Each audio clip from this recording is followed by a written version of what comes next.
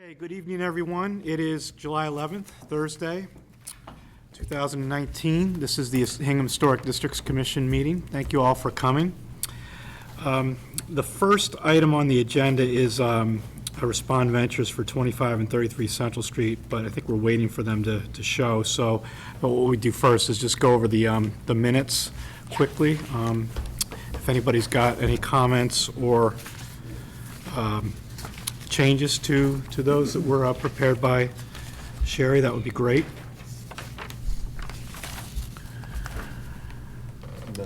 Yeah, no changes. No changes. Okay.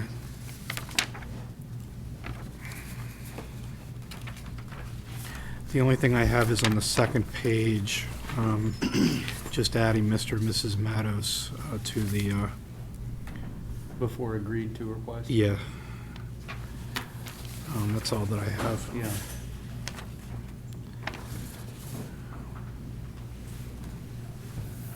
Good, everybody good on that? Yep.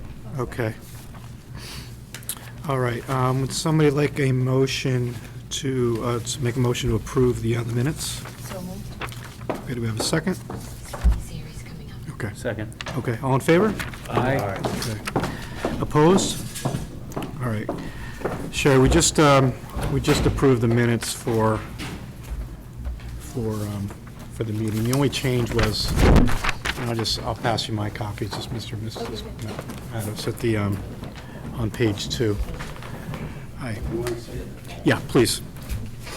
Welcome. How are you? Good. How are you? Okay. Getting back on track. The first thing we like to do with every meeting is just want to ask if anybody's got any conflicts where they might need to recuse themselves for any of the applications this evening. No. Okay, everybody good? All right, great. Second item is, I'm just going to make sure that the applicant, even though this is not a voting application for this first one, I just want to make sure that everybody knows in the audience too who the voting members will be tonight, and I'll also clarify that for each of the applications before we start. So typically the voting members are Ronnie, Mike, and myself. Because we have a limited group here tonight, Justin and Ben will also be voting members on the applications. Okay. So with that, Respond Ventures is here. This is 25 and 33 Central Street. They would like to construct a mixed-use building. This is the first time we're doing this, but in accordance with changes for the town bylaw, the Planning Board Advisory Committee has asked us to review the application without voting on it, but just to make recommendations for their committees. So to better inform them, and they can take some of our comments and hopefully put them to use and decide how they want to use them. So that's kind of the game plan. I know we probably have some people here that may be interested in the property and the development that's going on. And what I thought we would do is first hear from the applicant and talk about the submission and what they'd like to construct here, along with the demolition plans. And then I thought what we do after that is go through. We have a worksheet, a standard worksheet that we go through for all the projects that we review, and we look at the criteria and we make some comments on the project itself. And then after that, if there's any questions from the audience, we'll take some brief questions or anything that you'd like to state. If it wasn't covered already by us, if you'd like to add something new, feel free to do that. But just limit it to the property itself, the building. This is not a commission that's concerned about traffic. We're not concerned about zoning. We're just basically concerned about the constructing something that is in keeping with the streetscape. So anything that you have related to the building itself, would be helpful.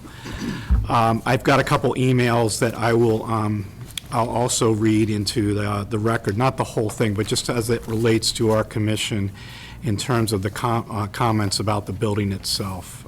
So I can do that also. And then we'll wrap up the application. And again, we're not going to vote on this, we're just going to give you some comments, okay? And I know you're meeting with planning next week, is that? The 22nd. Okay, all right, so in a couple weeks. All right, great. So, Bob, thank you very much for having us out a couple weeks ago to visit the site, really helpful. I know that all of us enjoyed, familiarizing ourselves with the project and kind of how it was going to come into play. But if you want to walk us through, because this is our first time, what the Yes. plans are, that would be wonderful. Yeah, I have a dry copy here, which is corresponding to that. But do you have the clicker for that, so we can change the? Yep. There's also a laser. We're high-tech here, guys. It's scary. Yeah, I know, it's scary for us, too. Which button do I push to move it forward? Maybe you need to use the other one. Okay. Is there an arrow key? Yeah, this looks. All right. So my name is Josh Davis. I'm part of Respond Ventures with Bob Shepherd and with Lindy Liu, who will be joining us in a moment. As he drove in, he grazed a curb and has 2 flat tires. So I think he's probably. He's out in the parking lot. On the parking lot on the phone. Oh, geez. I'm so glad that you all were able to do a site visit, and some of the slides are going to be pictures of what you've already seen. I'm going to move fairly quickly through this and try to focus just on the aspects of the building from the perspective of the commission. The development. Maybe you gotta be in front of the screen, the computer. You have to stand here. Do it this way. There you go. Do you mind if I stand here? We'll have to get you a mic. Yeah. If you twist the laptop, does that help you? Is it kind of a, Maybe on the keyboard. As you can see, the development team, the owner of the land, who's working closely with us, is Brady Key, Respond Ventures, Bob Shepherd, Kevin Neprud, and Calsa Design are the architects. Paul Mirabito at Ross Engineering is the engineer. MDM Transportation Consultants has been working on the traffic. The building itself is, as you know, replacing 2 existing buildings. A garage that is currently used for storage, automotive storage, and as Krigsman Yoga. The idea here is hopefully, as we move through permitting, to be able to provide a new home for Krigsman Yoga. She would like to stay there. And so what you see on this picture is a commercial area here, about 1,500 feet. All the parking for the property will be in a garage on the first floor. The current parking situation there will be radically changed. There will be no parking on street. Right now, there's a lot of parking that's happening that's sort of straddling the right-of-way of Central Street, and also, as you probably saw in the site visit, between the 2 buildings. This will be clearer later, but I'll just point out that the garage door is recessed in the garage by 30 feet. So it's not on the streetscape. The parking in front is going to be commercial, but open air. We really, after speaking with town staff and with neighbors for more than a year, we realized that a garage door right on the streetscape would not make sense. There's my partner, Lingley. So we've done a bunch of meetings with neighbors. We've received some correspondence recently from neighbors. We're going to reach out to them before the 22nd. We've talked to all our immediate abutters, including the Hingham Community Center. We did a similar presentation for them. The project goal is to create large apartments. They're probably going to be for sale, that will be worry-free homes, really for the population in Hingham that are in houses now.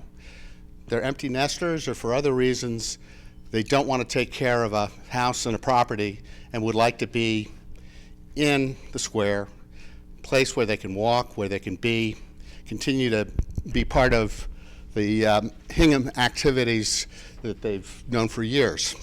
The buildings the new building is happening under the overlay district zoning, so it'll be mixed use, as I mentioned.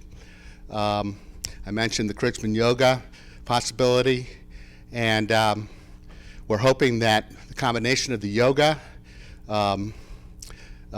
studio and having people live downtown in this area is going to help the vitality of the square. We are asking for, and I know this is not historic, but we're asking actually for more parking than the zoning requires.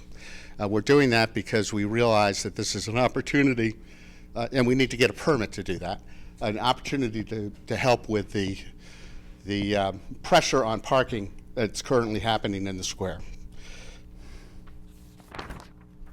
This is from the zoning overlay district, and I'll just point out the underlined words: promote the viability and value of residential properties in a manner consistent with Hingham's historic character. Encouraging a mix of uses that will encourage regular interaction with the general public. That's happening with the yoga studio. More diverse housing options. Right now, for the people that we envision wanting to live here, the choices are pretty limited. If they want an elevator, if they want underground park or covered parking, there really isn't much.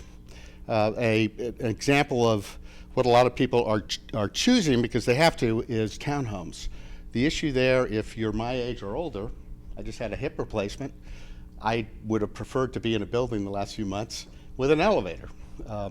So this is a building with an elevator and turnkey in a way that I think is good, a housing option that right now there isn't much of in Hingham. I've already mentioned the efficient use of off-street parking. We really, as we looked at this over the past year, tried to hit as significantly as possible what was thought through when the town did the overlay district zoning and thought through what the square the future of the square should be. You've been there, you know where the site is. You've seen the existing buildings. This is the office building. That's the garage with Kritzman Yoga in the front and the storage in the back. The building to the right of the white building is the bowling alley, the former bowling alley that is sort of the rear part of the Hingham Community Center. I'm going to just skip right through this. We can come back to anything that you want to talk about. The entrance is going to radically change in the sense that there's going to be a single curb cut, and that's the curb cut to the garage. No longer will cars be backing out into Central Street in order to get out of the parking spaces that they're using currently. The car you see pictured here is going to be subject to a 15-minute period. This is merely a drop-off for the entrance to the lobby and to the commercial space. Oops. What have I done? Push exit.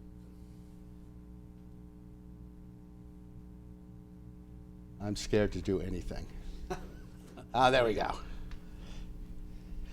Part of the parking, a few of the spaces, I think 5 of the spaces, will be lifts. And we are putting together a lot of data about that for the Planning Board and the Zoning Board of Appeals, and we will be presenting that on the 22nd. Those will be used only by the residents after they've been trained by the manufacturers how to use it. They've really developed a technology that is even I could use, given my performance here. The upper floors are going to be 4 apartments on each floor, the second and the third floor, with an atrium in the middle, which will have a skylight above it. So it'll be enclosed, but there will be a lot of natural light within the building. Here is the top of the building. And I want to emphasize, because this is, as we've done this, zoning has changed, and also through all the sort of workshop discussions we've had with people, we've realized how sensitive roof decks are. What you see here is 4 optional roof decks that people who buy the third floor apartments may choose to have. If they do, it's all designed so that nothing on the roof will be visible from outside the building. Basement level. This iteration is significantly different from the concept that we started with. We actually had a gambrel roof, which is sort of typical of the neighborhood, but even within the zoning parameters of the overlay district section of the bylaw, it looked too big. So we basically flattened the silhouette of the roof and ended up with a building which is, you can see the tip of the Hansmeyer's house here, much lower in height than it was previously, and is is consistent with the house nearby. The height of the building is 39.6 feet, just to, because I know that question will come up. Here is a view from across Central Street, from the right-hand side on the South Street side on Central Street. Here's a view from Central Street on the Lincoln Street side, on the opposite side of Central Street. Here's another view looking down Central Street.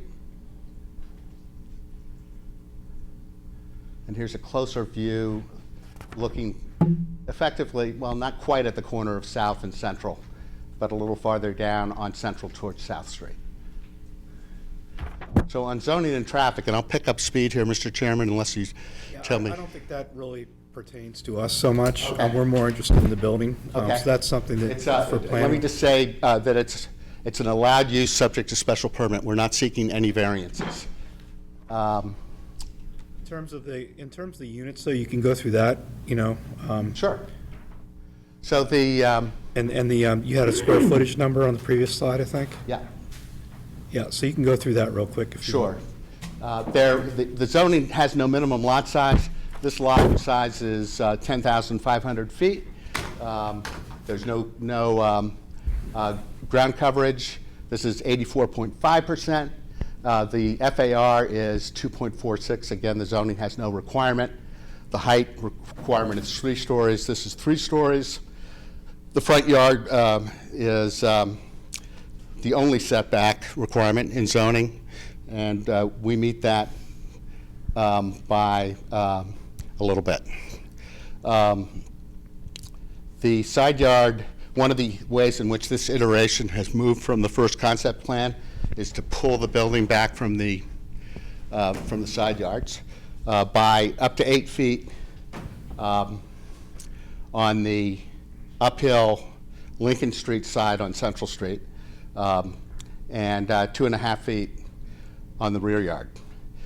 We have 115 feet of frontage. The requirement is 20 feet.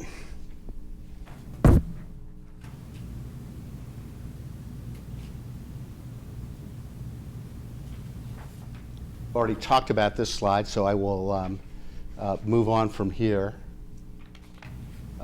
Traffic will come up in the hearing on the 22nd. The new zoning, the warrant, which is about to be codified into the bylaw, provides for you all to consider and make comments about the architectural and aesthetic consistency of the project with the historic character of the overlay district. This property is not in the historic district. I think the community center is. We're just outside it. As I mentioned, the project has gone through an evolution as we've met with, among other people, Andrea. We've reduced the height scale, the massing, the roof profile, and we have eliminated any visible rooftop elements. I don't know how this got garbled, but what we have tried to do as we have gone through this process architecturally is move this to more and more towards a traditional shingled look with the windows and the door treatments also traditional, and with the intention of making them consistent with the character of the neighborhood. Questions? Great, thank you. You're welcome. Let's open it up to the commission. Maybe we can just have some questions, if anybody has some, and then we can go through the worksheet, if you guys are okay with that. Start? Sure. I think in terms of questions, and I'll ask I think an obvious one is what dictated the size of this building on this property? Zoning dictated it in the sense that what the overlay district bylaw anticipated was and allows is a building of this size. The marketing of the apartments are going to be basically somewhere between 1,400 square feet and 2,000 square feet. Having 4 on each level and having the parking work for that, as well as a required by zoning commercial use, really ends up with this size.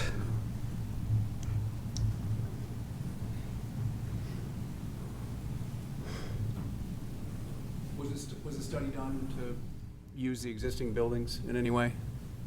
Was that ever considered? Early on. Very early on, yeah. Saving the garage piece early on, Yoga. because it was closer to the street than we will be allowed if we tear it down. So now we're 10 and a quarter feet back off the street. And with the current building is, 5 feet off. 5 feet off. So one early concept was to leave the front of the garage and as much as the garage as possible.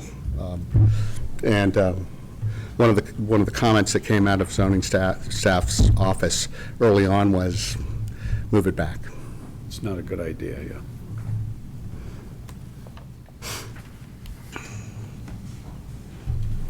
Justin, any initial questions? I think the proposal is fairly clear, but what are your plans as far as the trim? We are always concerned with, is wood being used versus PVC materials? And if you could give us just a brief overview of those sorts of questions.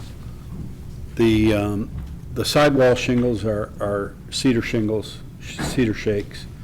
The windows haven't been determined yet because we just haven't got that far in the design.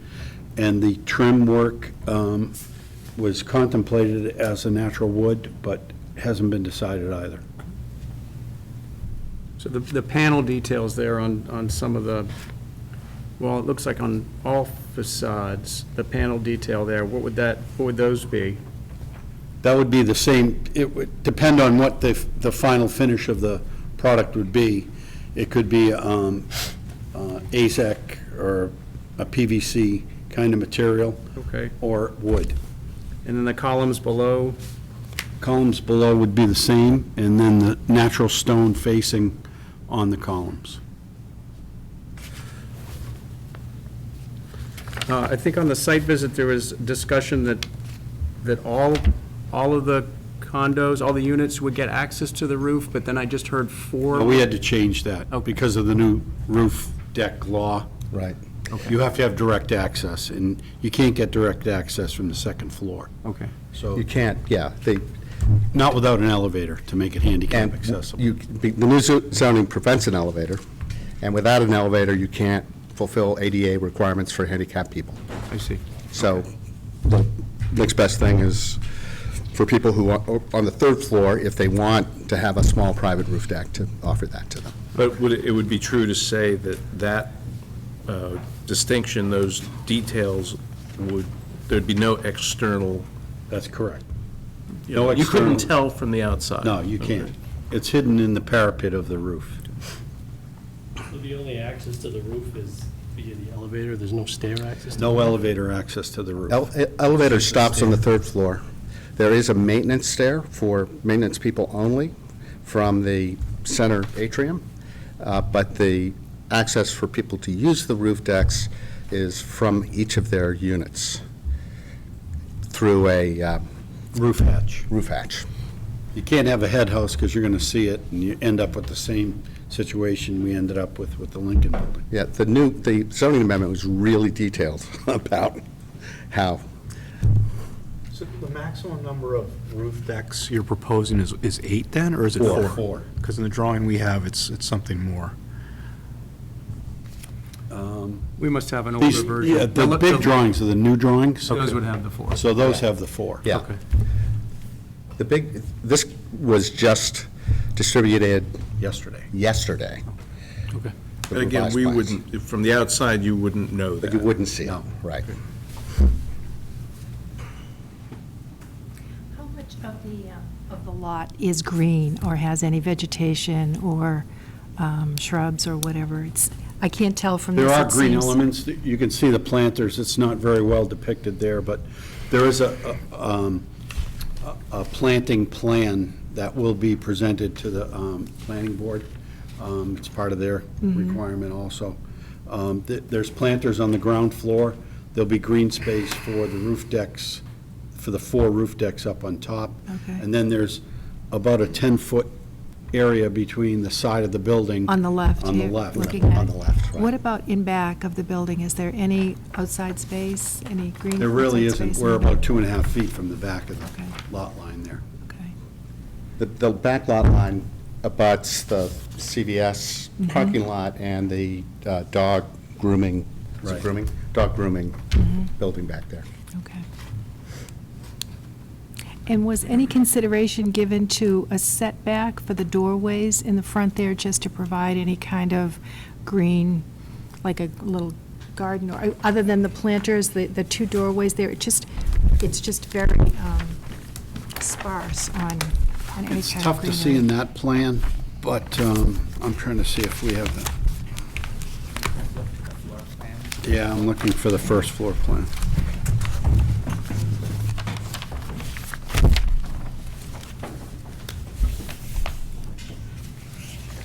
If you look at the ground floor plan in your package, it shows, it highlights on the lower level where the green areas are.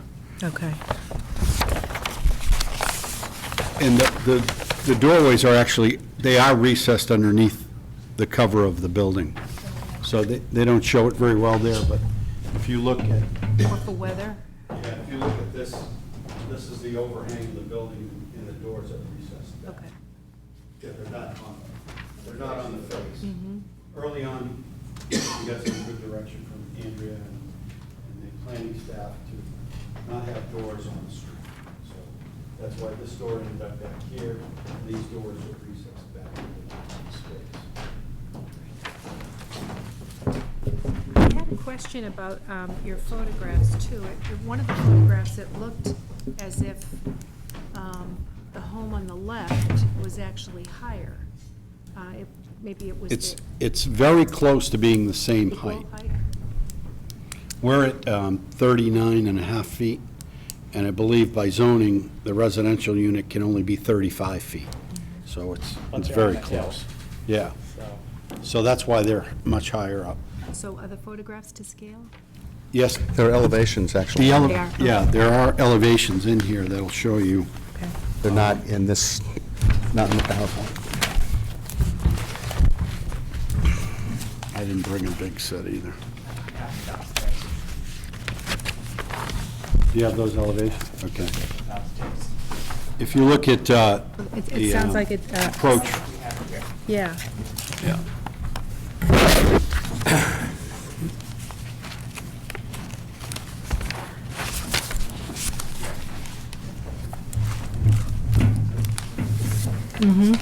What page is that?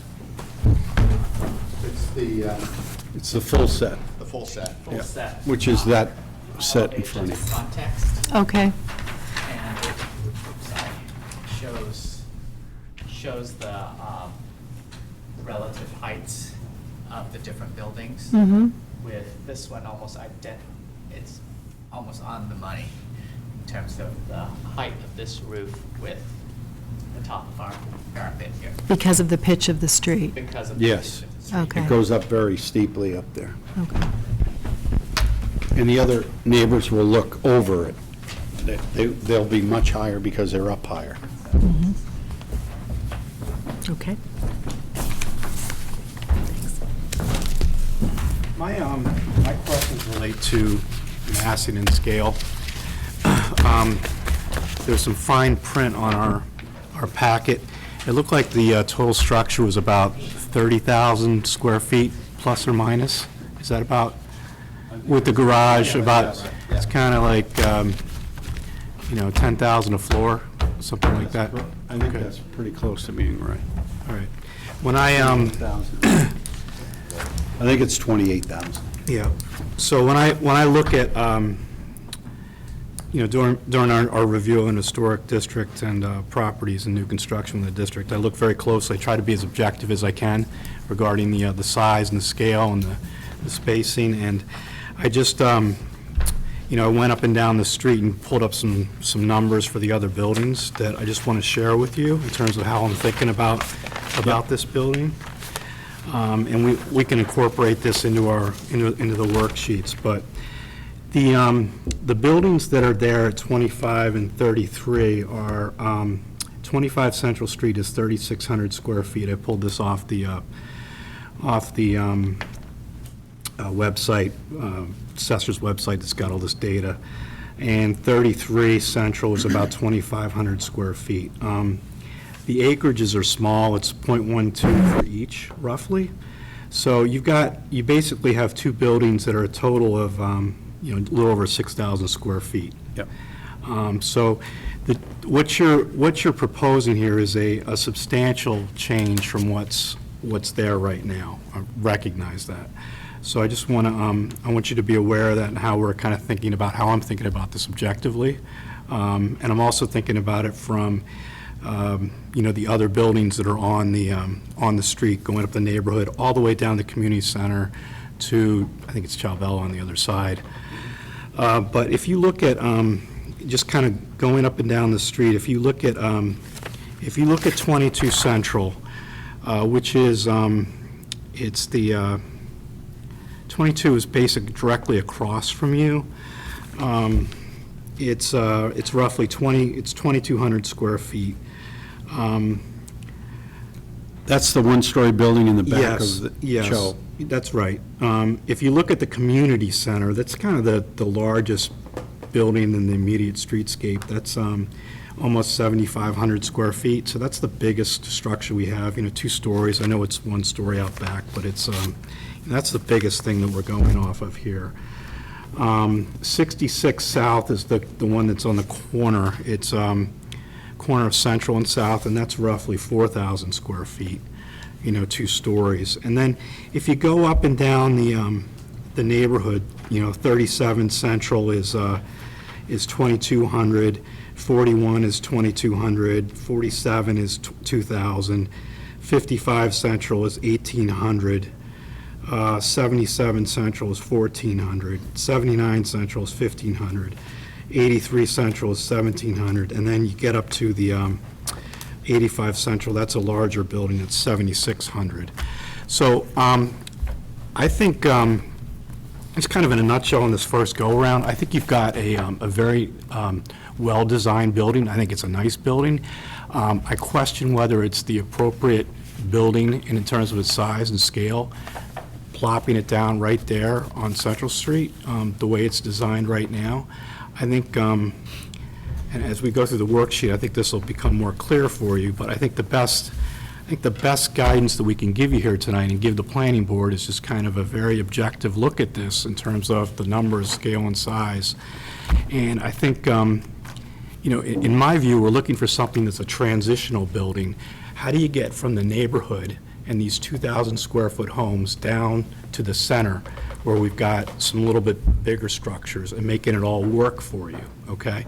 So I don't know if 30,000 square feet plopped down kind of as a transitional building, the way it's designed right now, is the right approach for this. I would like to see personally something that, just kind of eases you down into the neighborhood, down into the center of town. And maybe it's 2 buildings to break up the scale and the massing the way it is right now. Maybe it's 2 structures. Maybe it's one that's a little bit smaller. But I think the way it's designed right now, the way you've tried to address the height issues, but it's very substantial for that piece of land. And it basically, it takes up all the property. It's just maximizing all the available space to you. So I think I don't want to discourage you from developing this, and this is basically, I don't know what the planning board and how they're gonna look at all these comments, but Right. As if this was in the district, this is how we'd be approaching it and looking at it. I understand it's overlay. You got to have some type of mixed use here to make it work. Get all that, but I think that might be a more appropriate way to look at this project. And we'll see what some of the others say, but that's kind of how I'm thinking about it when we go through this worksheet. Yeah, I mean, I think when you said transitional, I think that was well said. And if you look at the plan, and I think particularly this plan here, I mean, it's obvious that the footprint of the building just on its own is much larger than the rest. And the ones that are similar in footprint are sort of the ones along Main Street here. I know where Brood Awakenings is, that's sort of a tall building over here, but they're right along the main street, and as you're kind of coming up the hill here, they get a lot smaller on the way down.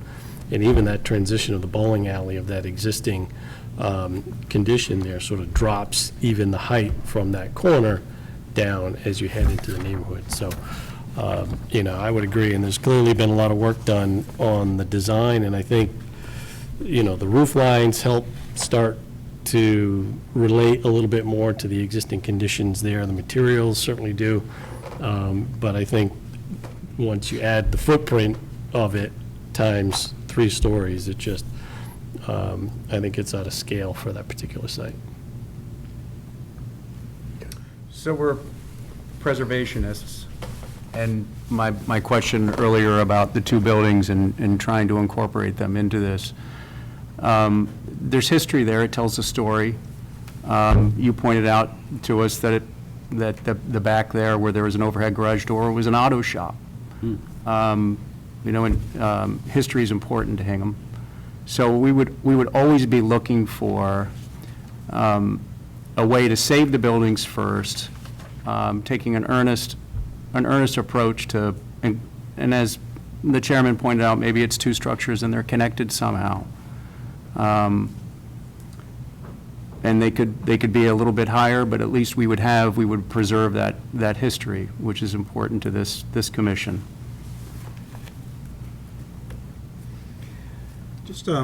Just in the element of interest of time here, why don't we go through the worksheet and just give them as much feedback and criteria that we can, so they have kind of some direction from us to go forward with. In terms of the site, new construction so it is compatible with surrounding buildings that contribute to the overall character of the historic district. Consider the relationship of the addition, alteration, or infill construction to other buildings along the street. Does the new building reflect the site factors that are common on the street in terms of setbacks, orientation to the street, spacing, distance from adjacent buildings, and visibility from a public way? Any comments related to those aspects? I would say no. I was a firm no because of it's not minimizing the visual impact.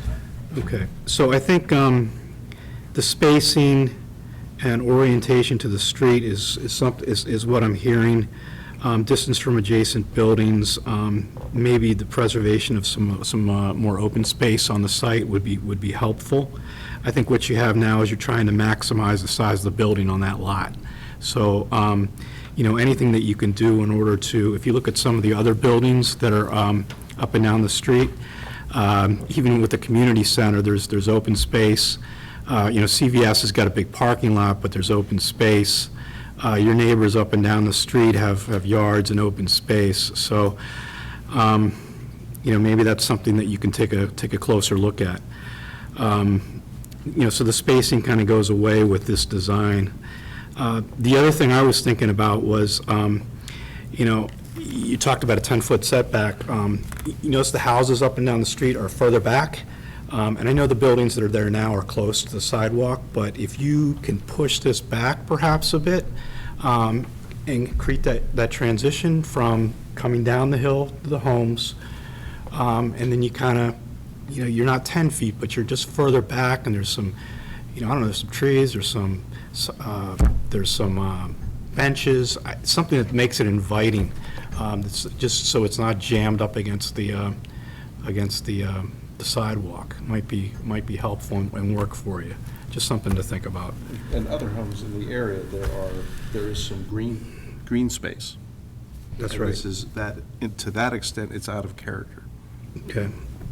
Just one comment on that. This is a commercial site, though. I got you. This is not a residential site. Yep. So, and, we've looked at, commercial sites in the district, and there's been some, open space that's been incorporated with the retail frontage. So it's possible to do where you have kind of more of a, an open, inviting feel to it, where people can congregate after yoga class, for instance. So they're not, you're just not right out on the sidewalk. So it's kind of getting to that transitional aspect of it, perhaps, that would be, I think that would make this more appropriate. Anything else on the site itself? Yeah, I just wanted to say, we approved, Station Street, which is similar in design, but it's open on other sides, which is, there's nothing you can do about the fact that Right. there's buildings all up against it. But, there was some diversity of opinion on whether that building was too big. But at least it's open, and even if it's sort of, if you notice it, and you notice it a lot when you see it, there's still, it's not wedged right up against other buildings, and I think that is sort of, what your site allows. And I know that you're trying to work within parameters that are difficult or challenging. And I concur, if there's any way that you could push the second floor back a little bit so it wouldn't seem, it's all right up, it reminds me of the triple deckers in Dorchester and Southie. I grew up there, and, they're all right, it's all right in front of you. But even they had, little yards in front or something that would sort of ameliorate that. So if there's a possibility to be able to push it back a little bit, it's a very attractive building. The design inside is admirable. Me, for a non-professional, I'm impressed with it. But I think it's just where it is that is just, it looks like it's really kind of overwhelming. Okay. Mr. Chairman, I'm new to this process. so, Sure. Are you referring to properties that are in the historic district? That the south, okay. And is the worksheet something that you use for historic district properties? Yes. Okay, great, okay. Yep, and we can get you a copy of this. We have it. You have it, okay. Okay. And we can also get, if you want to scribble down some comments, but if you want to get some additional comments from us afterwards that will go into the, into the minutes, we can get those to you too, so everything that was said here. Scale. Is the scale of the new construction consistent with the width to height proportions and floor to floor proportions when compared to adjacent structures and to the site? I'm hearing some no's. No? No. Okay. Yeah, I think that was said Okay. earlier. All right. So, again, it's a scale, this one compared to the neighborhood, and then also as you work down the street towards towards the other buildings. So I think something that's a little bit more consistent, maybe that works a little better with the neighborhood would help out. Massing, is the new construction compatible with the adjacent historic buildings and other historic buildings in the streetscape in terms of height, design, materials, roof forms, foundation, and footprint? Any thoughts on some of those elements? Perhaps materials. Materials and possibly roof forms. I'm a little bit concerned about the roof decks. I know that you're saying they're not visible from the street. I am concerned that they're visible from the top of the hill. This would be a first for the downtown with a roof, with roof decks. So I'm concerned about the neighbors. I'm also concerned about how you, kind of the flatter roof design in order to make the roof decks work. I think you started out originally with something that more of a gambrel, although we haven't seen it. Maybe something with a pitch to it that's that kind of tips its hat to the other homes up the street might work. But then you get the roof. That's how we originally That's where designed. we started. But then meeting with Yep. planning and zoning Yep. and historic, it wasn't, they didn't like that pitched roof. Yeah. So And I think they were looking, probably comparing it less to the residential buildings up the street, because their Yep. focus is more on Yep. the overlay criteria. I know that roof decks are permitted downtown. We don't have any, but I know in the bylaws that, it says that they are permitted. I just think from an aesthetic and looking up and down the street, the homes just don't have roof decks, and there might be a terrace or two, but they're just not there. And the other buildings, the commercial buildings don't have them either in your immediate work down the street. So I think, I think in terms of a consistency and just compatibility with the rest of Central Street, I question it. And I think your square footage analysis suggests that it's an outlier in terms of massing. Yep. 39 and a half feet in terms of the height. I know there's a slope there, but, maybe there's some ways to, to adjust that so that, the views coming down and the vistas coming down Central Street are preserved of the churches and the steeples.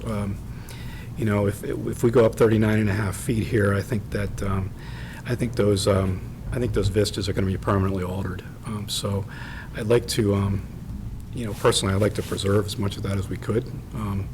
And maybe there's a way to do that with some gables or something that can, allow the neighbors to, to maintain their views and the rest of the traffic that's coming down Central Street.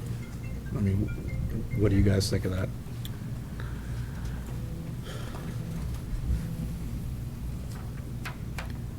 Everything, I'm in agreement with everything you've said here. I'm not as concerned about the roof decks. I do think the parapet hides it well, although we would need to see some kind of a perspective from the top of the street. That would be nice, just to confirm that. I keep coming back to the massing. A lot of this stuff here refers back to the massing that's on our worksheet. And certainly massing is going to affect vistas. I would agree with that. In terms of the footprint, we've covered that. It almost covers the entire lot. It's certainly different than the other buildings in the streetscape, so I'll just mention that. Foundation, you talked about kind of a stone overlay, right? I think. The front Yeah. pieces will be Okay. stone. I think that's that would work. Just to minimize the exposed concrete. Mhm. No, okay. Height, I think we've talked about, is the height of the new construction compatible with the adjacent historic buildings and other historic buildings in the streetscape? No? Okay, so maybe there's some work you can do on the height. Again, just my personal comments is just preserving the views coming down Central. Proportion, Is there a harmonious relation of each facade of the building to the whole? Yes. Any other thoughts? Yeah, I mean, I would say its own, it certainly accommodates that. The only thing I'd add to that is, this is a contemporary feel of a building. It's a modern look. The windows are very large compared to the rest of the street.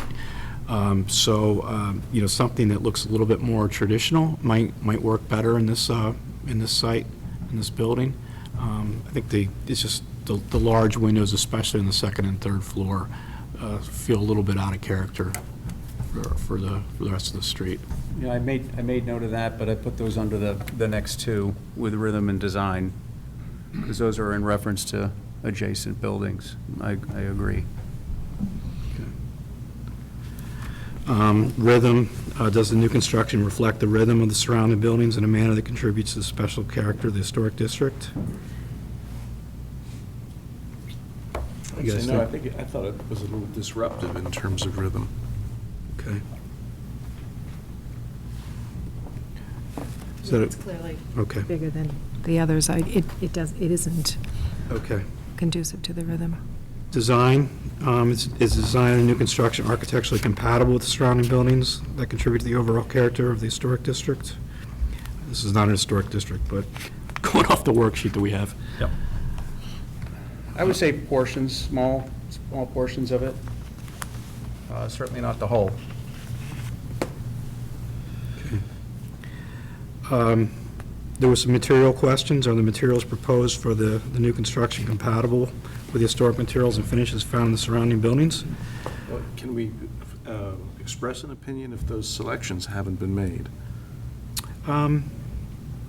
Yeah, so it was cedar and there was wood trim that you were using. Windows you were kind of come back to. Correct? Question on the lower roof, it looks like it's a metal standing It's seam roof. copper It is seam copper. on the bonnet. Okay. Yeah. Okay.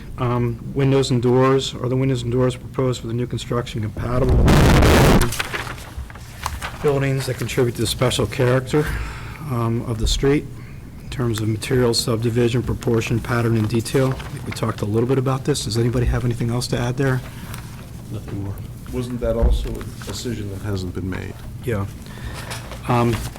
One thing that I noted was there was a little bit of a kind of a trapezoid feature on the first floor. It looked like kind of just kind of an angular, I don't know if that's the latest one I have. Is that lattice, or I'm just not sure exactly what that is? It's just, Yeah, that's just lattice infilling the garage openings. Okay. Because it's an open-air garage.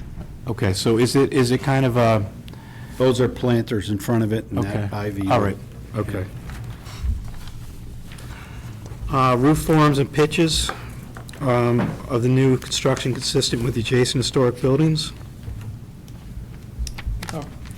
Portions of it, sure, certainly, the pitches. Okay.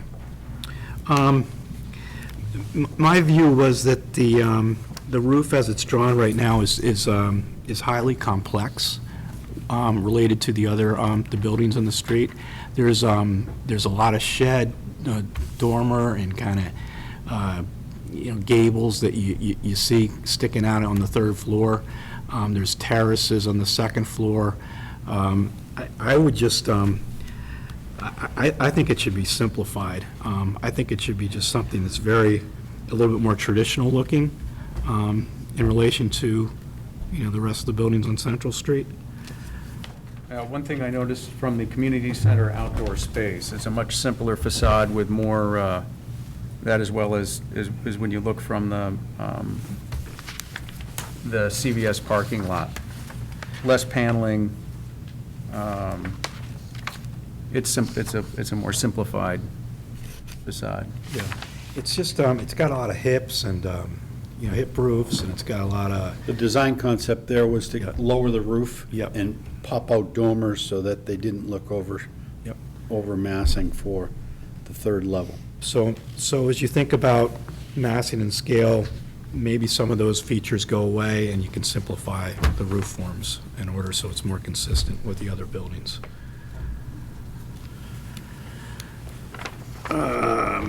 Character.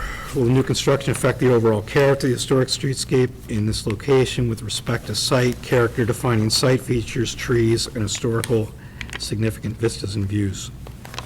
What do you guys think? Yeah,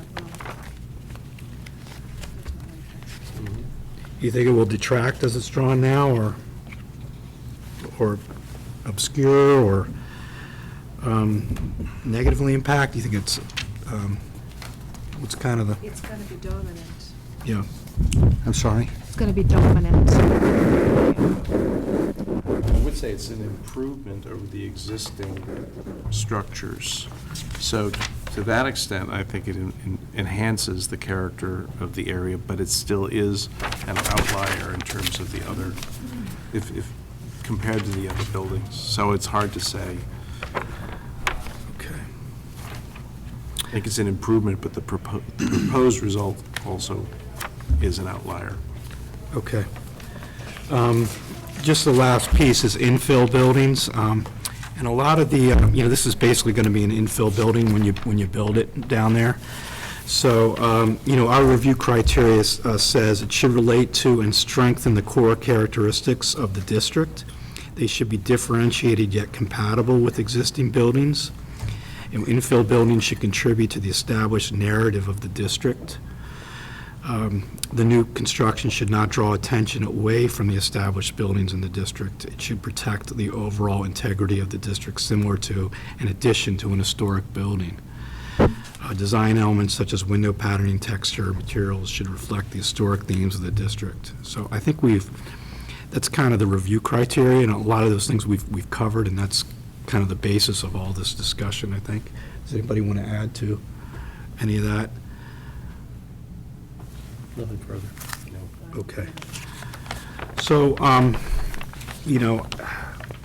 The mechanical and automobile infrastructure is appropriately concealed. It's an excellent job of concealing it. yeah, the last thing was just the AC units on the, I think it's the west side? South side? South side. Okay, maybe there's a way to conceal those a little bit better. Maybe those go out back, kind of on the, the dog grooming side, maybe. So to give the neighbors a little bit better, better view and, noise protection. That might be better constructed out there. But the residential recycling and trash is within the building, which is nice, Yeah. as well as the vehicles.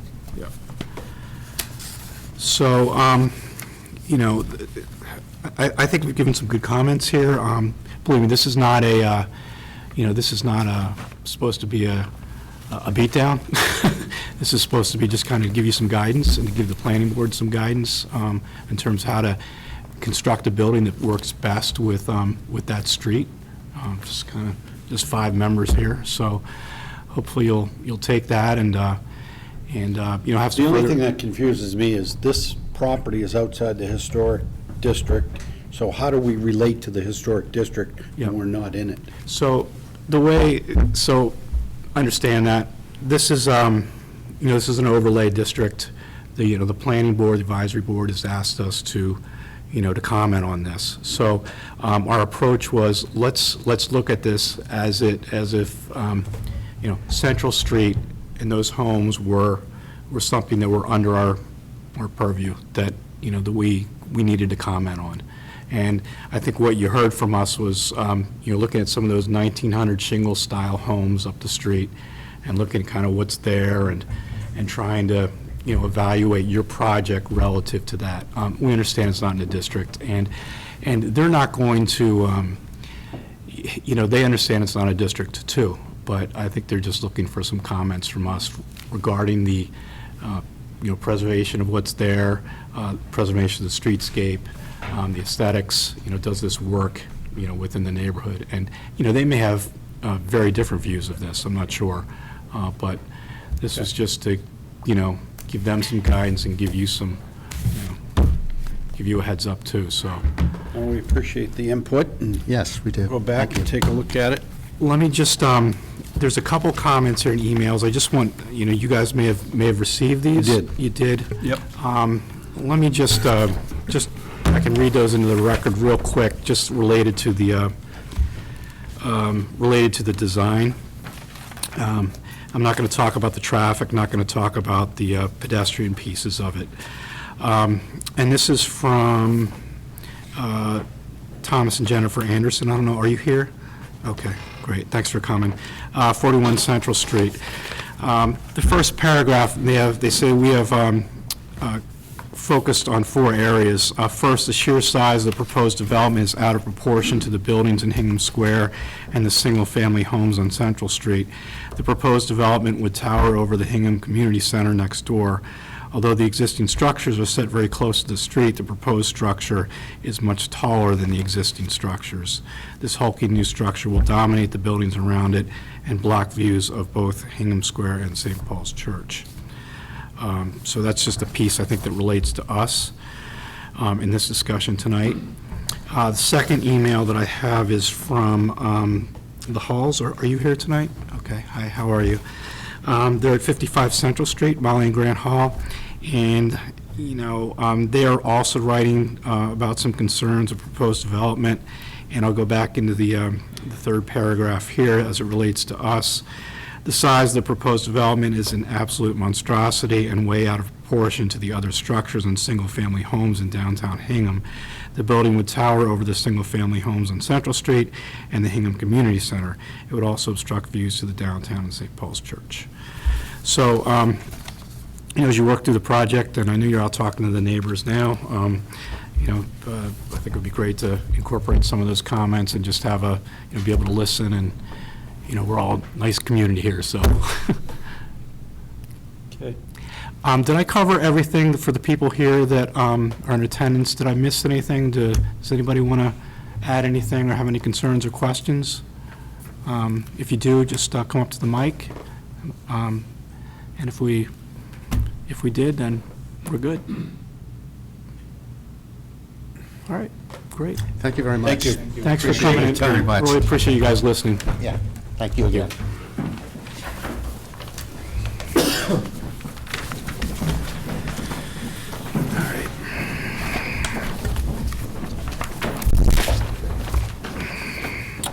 All right, I apologize for the delay. Next up, we have, lost my agenda. Thank you. Next up, we have 74 Pleasant Street. This is for the demolition and construction of the garage. Jennifer, hey, how are you? Good to see you. So, voting members on this, and you've been here before, so this is a continuation, this application, but we have Ronnie, Mike, myself, Ben, and Justin will be the five voting members. Was everybody here for the last, this is the third time, correct? Is this? Second time, okay. Was everybody here for the first time? Yes. Yes. Okay, so we're good to go? All right.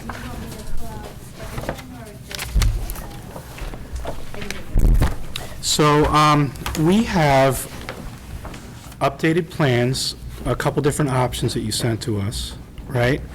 So we've got those in front of us. And I think, if you want to use an easel, you can, if you want to go through the changes that you made. And hopefully Mike can get these on the, on the screen. But I think we probably have everything that you have.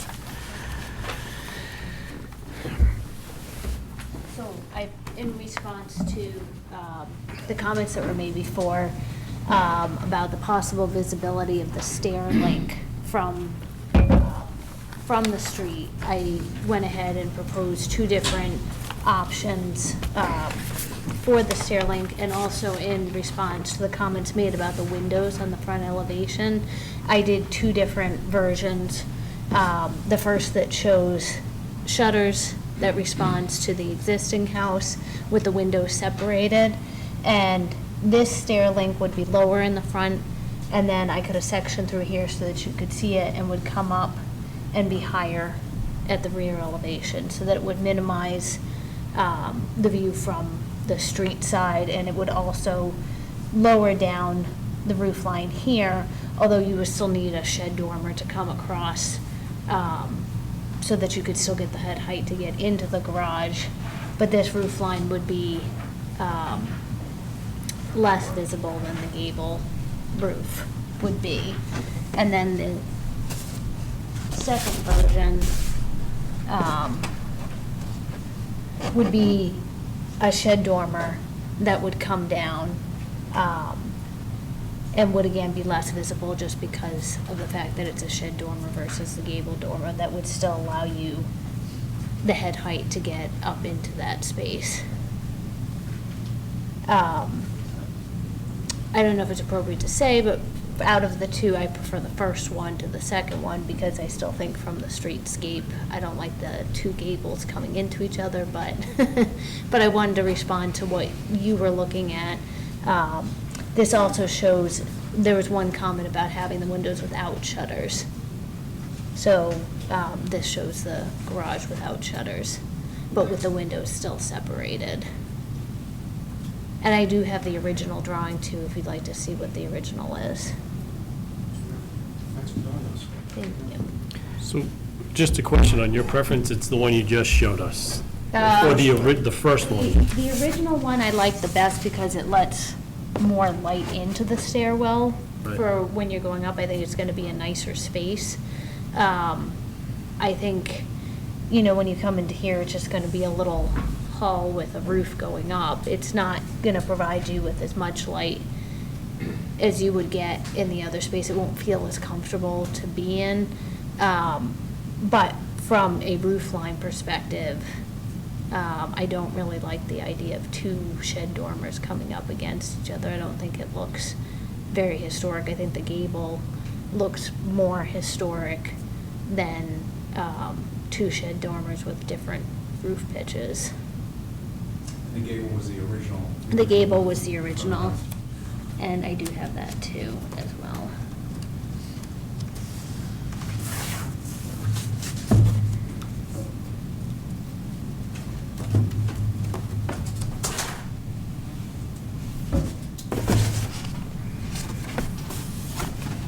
And that would be this one. And I do also have the picture from that side. I do think that this is not going to be, it will not be visible from that street because of the angle of the street and the way that it curves around. I think that this is actually the roof line, so the only thing that you have coming up is a little bit of the gable, and then the picture from that side. Yes, do you have the street view for that? Yes. This is the street view from that. So the garage is back over in this area here, so you're not even seeing this. And then the road curves around this way, so you're getting farther away from that versus coming down and getting a better view of that spot there. You've dropped the gable down from that one to the next option, the first option you showed us, right? Yes. I mean, how much lower is it? I mean, that's the big difference, right? Yes. Well, this gable here, or Yeah, the first one you showed us, yeah. Yeah, but just point out the difference, if you would, on those drawings. This gable here is a full gable. Yeah, So this roof line here is up higher. The plate line for the first option starts down here and comes up like this. But then the shed dormer would continue across to give you the height variation. So as this starts, it will come up and you'll have a little bit of a point yeah. here, but in order to get the head height to get into that space, you just won't see as much of it. But in that design, that ridge is lower. That ridge is lower. I did drop that. Yeah, that looks like a few feet, right? Yeah. Yeah. And there's enough headroom to get up in there? There is enough headroom to get up in there. This will probably have to be a structural, ridge in order to get the height, but this is the 6'8" door. This is fairly tight, but it Yeah, works. It works? Well, I think both those proposals respond to our original concerns, and I share your affection for the first one here.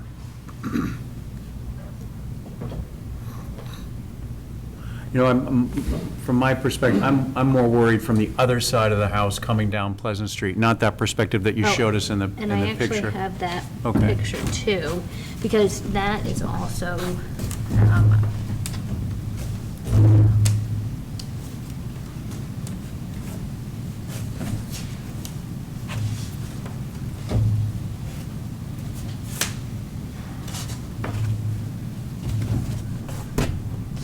this versus, that's the rendering of what Okay. you see Right. when you're standing on Pleasant Street with the best view of the garage, and then I also have a photograph. Ben, were you thinking about it from the School Street view? Yes. No, from No, that is from Pleasant Pleasant Street, Street. but at the end of the driveway, left-hand side of the house rather than the right-hand side. So the picture you have there. Yes, yeah, That's what you brought in last time. yes. What do you think, Ben? I mean, I like either of the second or third design that you've done. I think it transitions well to that, I think it was a playroom It's in the from a house? playroom, yeah, Playroom in the up house. It to- transitions well to those roof forms there, which are so much lower. Yeah, yeah. In the previous, I was just concerned that the building with your original gable looked like it was about to topple. Yeah. I can understand utility completely. Yeah. And I've been up against head heights and staircases over and over and over again. And those things are all very important. The only thing, did you consider, you have a shed dormer there, did you consider wrapping the shed dormer onto that new slope to get more light in? Did you go to the very first one you showed us when you started? Yeah, I don't know if it would work, but do you see the? Mean coming around this way. Yes, to and get putting more a light shed in there. dormer. I didn't, but that would be an option. Okay. You know, I would be okay with putting a dormer or something up there. I just didn't know that, I'm not looking for you to do more work. yeah, Certainly, one of these that you've shown us here today, I'm comfortable with, because you've addressed the issue in the previous meeting of yeah. my concern that the building looked like it was going to topple onto the playroom, the adjacent structure, roof forms. I think the first option you showed us today, I think as Ben described, it's a great transition, sort of Yeah. steps down, and it avoids the funky shed dormer condition that you described. So I think, while they're both, I think that roof line, I think you're right, is just not, there's something strange Yeah, about how all yeah. that comes together. So I think this first one that you showed us today, I think is the winner of the three, and I think is the most appropriate. Ronnie? Concur. I agree. Okay. Sherry, did we approve the demo last time? I'm trying to, I don't know if we did. No, I don't think we did anything. Okay. All right, let's just quickly go through the criteria here. I'm not going to go through everything, but maybe yes or no's will work with this. Does the new building reflect the site factors that are common on the street in terms of setbacks, orientation to the street, spacing, distance from adjacent buildings, and visibility from a public way? Yes. Is a proposed new addition placed that it will minimize the visual impact of the historic structure? Yes. Yes, it will, okay. Scale of the new construction consistent with the width to height proportions and floor to floor proportions? Yes. Yes. Okay. And does the new addition overpower the existing historic building? No. No, okay. Massing, is the new construction compatible with the adjacent historic buildings and other historic buildings in the streetscape in terms of height, design, materials, roof forms, foundation, footprint? Yes. Height, is the height of the new construction compatible with the adjacent historic buildings and other historic buildings in the streetscape? Yes. Yes, okay. Is the height of the new addition subservient to that of the existing building? Yes. Yes. Is there harmonious relation of each part facade of the building to the whole? Yeah, yes. Yeah, so I definitely think the changes that you made address that. Rhythm, does the new construction reflect the rhythm of the surrounding buildings in a manner that contributes to the special character of the historic district? Yes. Is the design of the new construction architecturally compatible with the surrounding buildings that contribute to the overall character of the district? Yes. Okay. Materials, are the materials proposed for the new construction compatible with historic materials and finishes found in the surrounding buildings or the existing building, if in addition, that contribute to the special character of the historic district? You proposed a wood window, right? Yes, LePage windows LePage with and- the 5/8" mutton bar so that it has the same kind of historic profile as the existing windows. So those are wood, Those are all wood windows, yeah. corner boards and rakes? Yeah, and- that'll all match the existing. Okay. And the garage doors? Those would also be wood. They would like to go with a carriage house style garage door. Is that as depicted in the photos? Yes. As depicted in the drawing. Yep. But right now, they have a solid panel garage door. Okay, all But right. same height, the size isn't changing. We didn't raise the building at all, so the size stays exactly the same. Any questions about the doors? Good. Are the windows and doors proposed for the new construction compatible with those of the surrounding buildings and contribute to the special character of the district Yes. with respect to material subdivision, proportion, pattern, and detail? Yes. Are the roof forms and pitches of the new construction consistent with the adjacent historic buildings? Yes. Yes. Will the new construction affect the overall character of the historic streetscape and No. location? Not negatively. We should reword that one of these days. Okay, demo. Does the proposed demolition apply to the main building or outbuilding? So it's outbuilding. Yep. Has evidence been provided to justify demolition? Yes.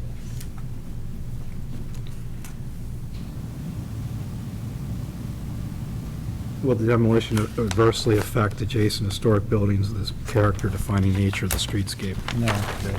Okay. All right, good. I think, You are removing the foundation, you're starting over. Yes. Yeah. Yes. That was what started the whole thing. It is. We actually went through this and got approval to replace the foundation and fix the building and put a link on. But then after visiting it with a structural engineer, it was recommended that we change that all out, that that wasn't going to be sufficient. And it wasn't in good condition. The footprint is the same. The footprint is size is exactly the same. Actually, the massing of this entire piece is exactly the same as what's there. The front windows changed because there was a round top Right, window there. So we're right. trying to make it Existing. look more historic. We didn't talk about the front windows, the change that Jennifer's done. okay.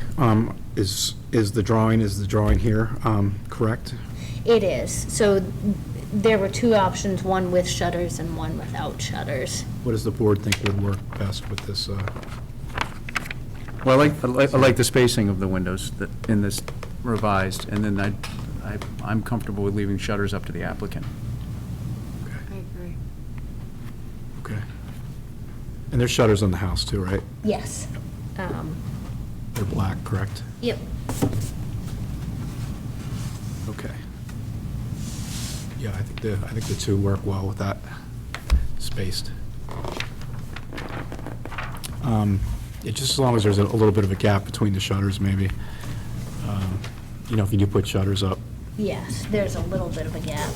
it's going to be tight, but I think Right, it's it'll, hard to see from here, but the drawing's in hand here, I Yep. can see it. okay. No, I think the spacing's good up there. Any other things? We ready for a motion? Okay. I can do that.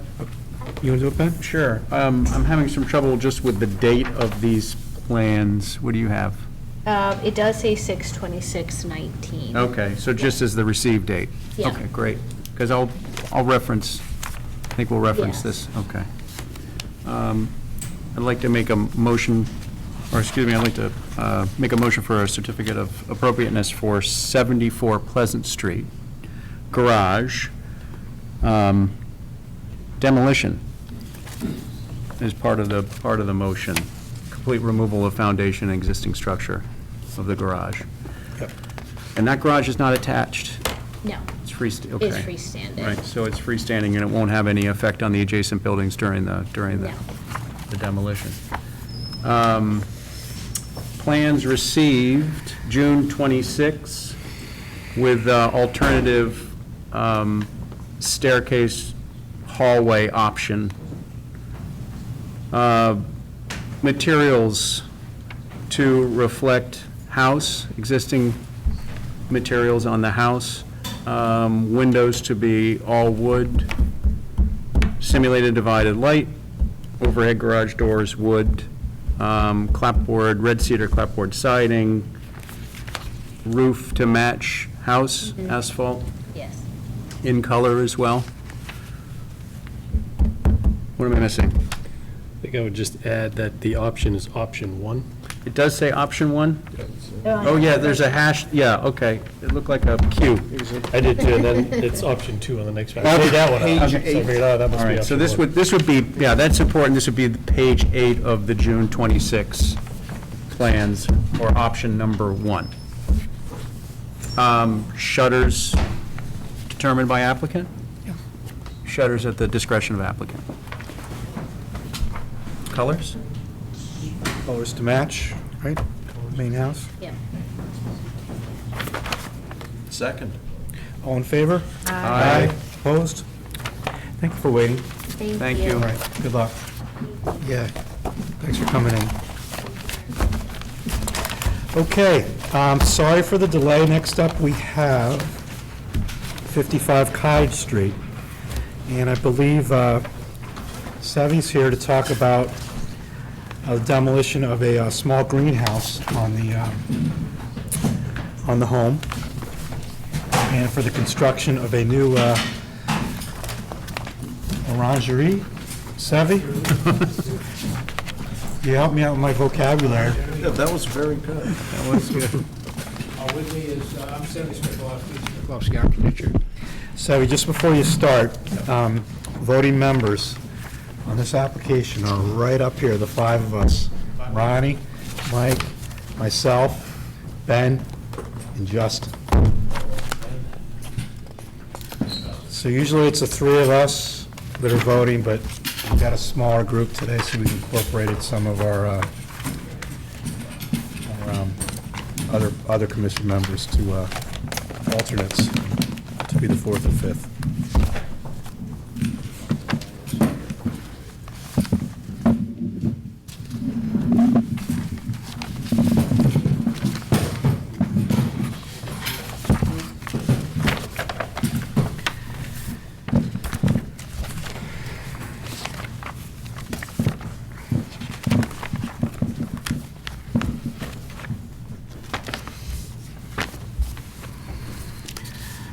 All right.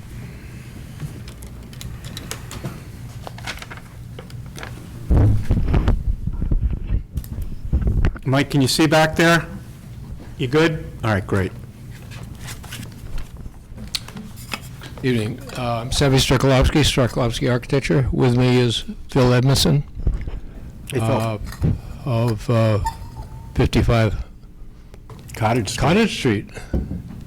And this iconic house on Cottage Street, actually, when I first moved to Hingham, belonged to his father-in-law, Will Erdman, planning board member. Oh.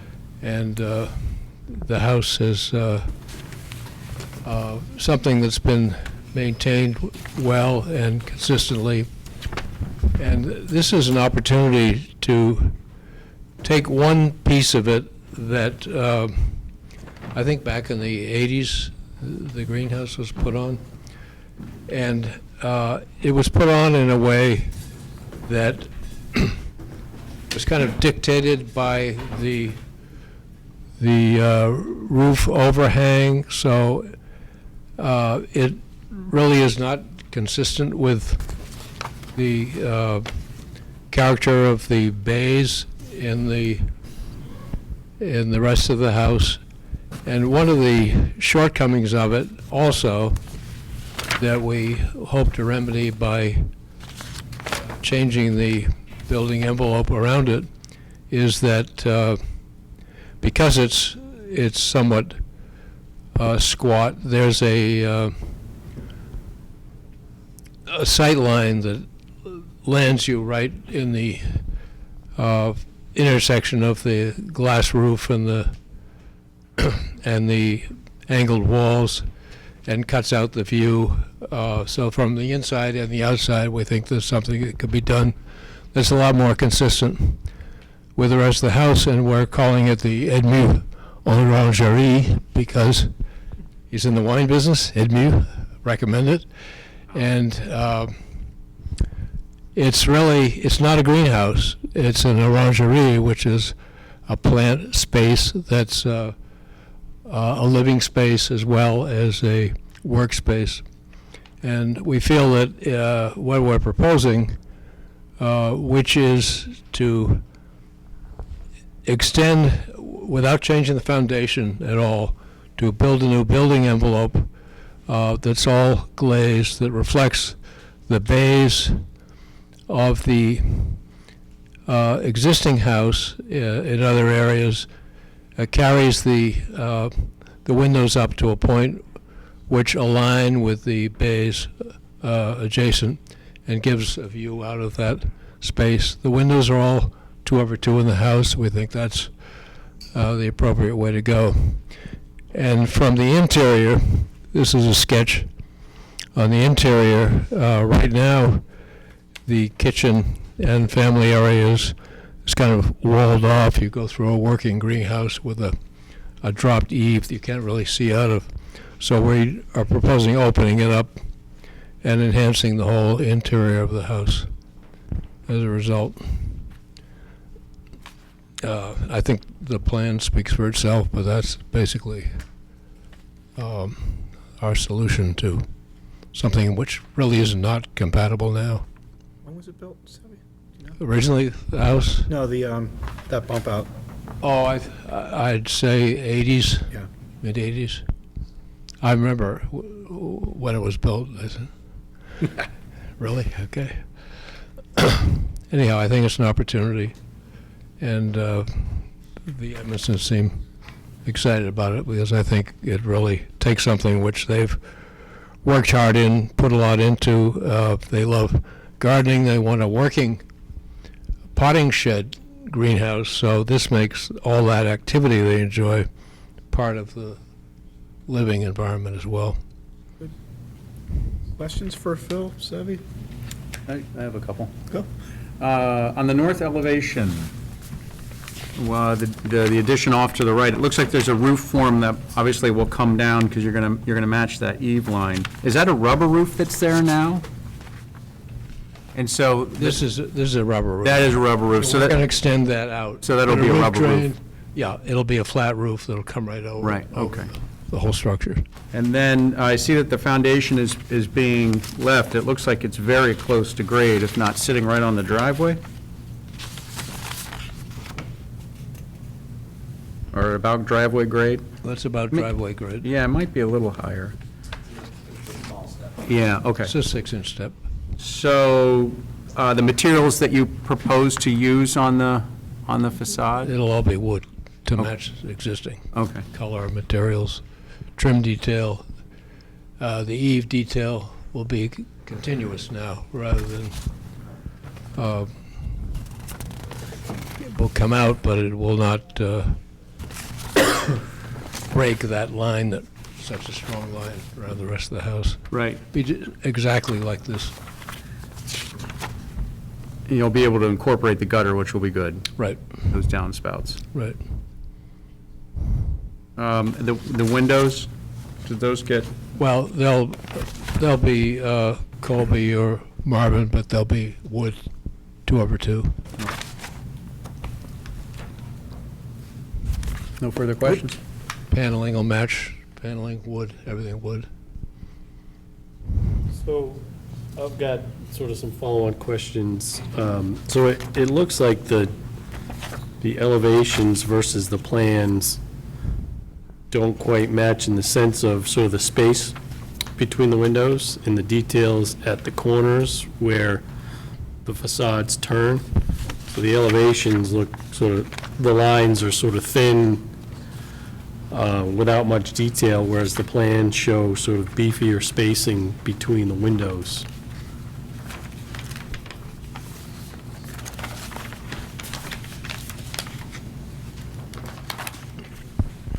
It appears that the plans look, Well, the plan would dictate, these are slimmer than they would be. So it would not be the dimension of the existing bay, but it would be, relate to it, be more like the existing greenhouse. So you will have Order. stud pockets then? Yeah, oh yeah, it'd Okay. be structural. right. Okay, It's not all greenhouse structure, okay. correct? That answer it, Mike? it does, and then so the sill, window sill location, is it lower in the new Yes, it's addition? lower. Slightly lower. It's lower because this is at a lower level than the bay of the adjacent room, where the floor elevation is up here. This drops down.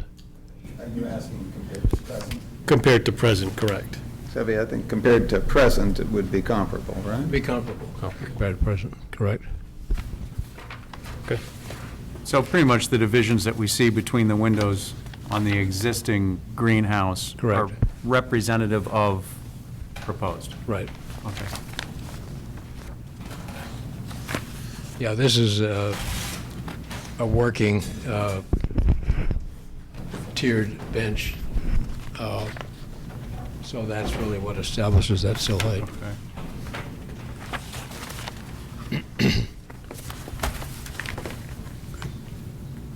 That's good. Yeah. Ronnie, any thoughts? No. No, good. I'm good with it, thank you. Justin? Yeah. Any questions from the audience? Yes, thank you. I can make a motion. Okay, we ready for one, or Mhm. pretty straightforward? or- Okay. You want to do it then? Sure. I'd like to make a motion for a certificate of appropriateness for 55 Cottage Street. Removal of the greenhouse, with the exception of the foundation. Removal of the greenhouse and replace with a orangery? Orangery. It's a place to put your orange trees, I think, in the traditional French, Okay. according to Sevy. That should be in your checklist.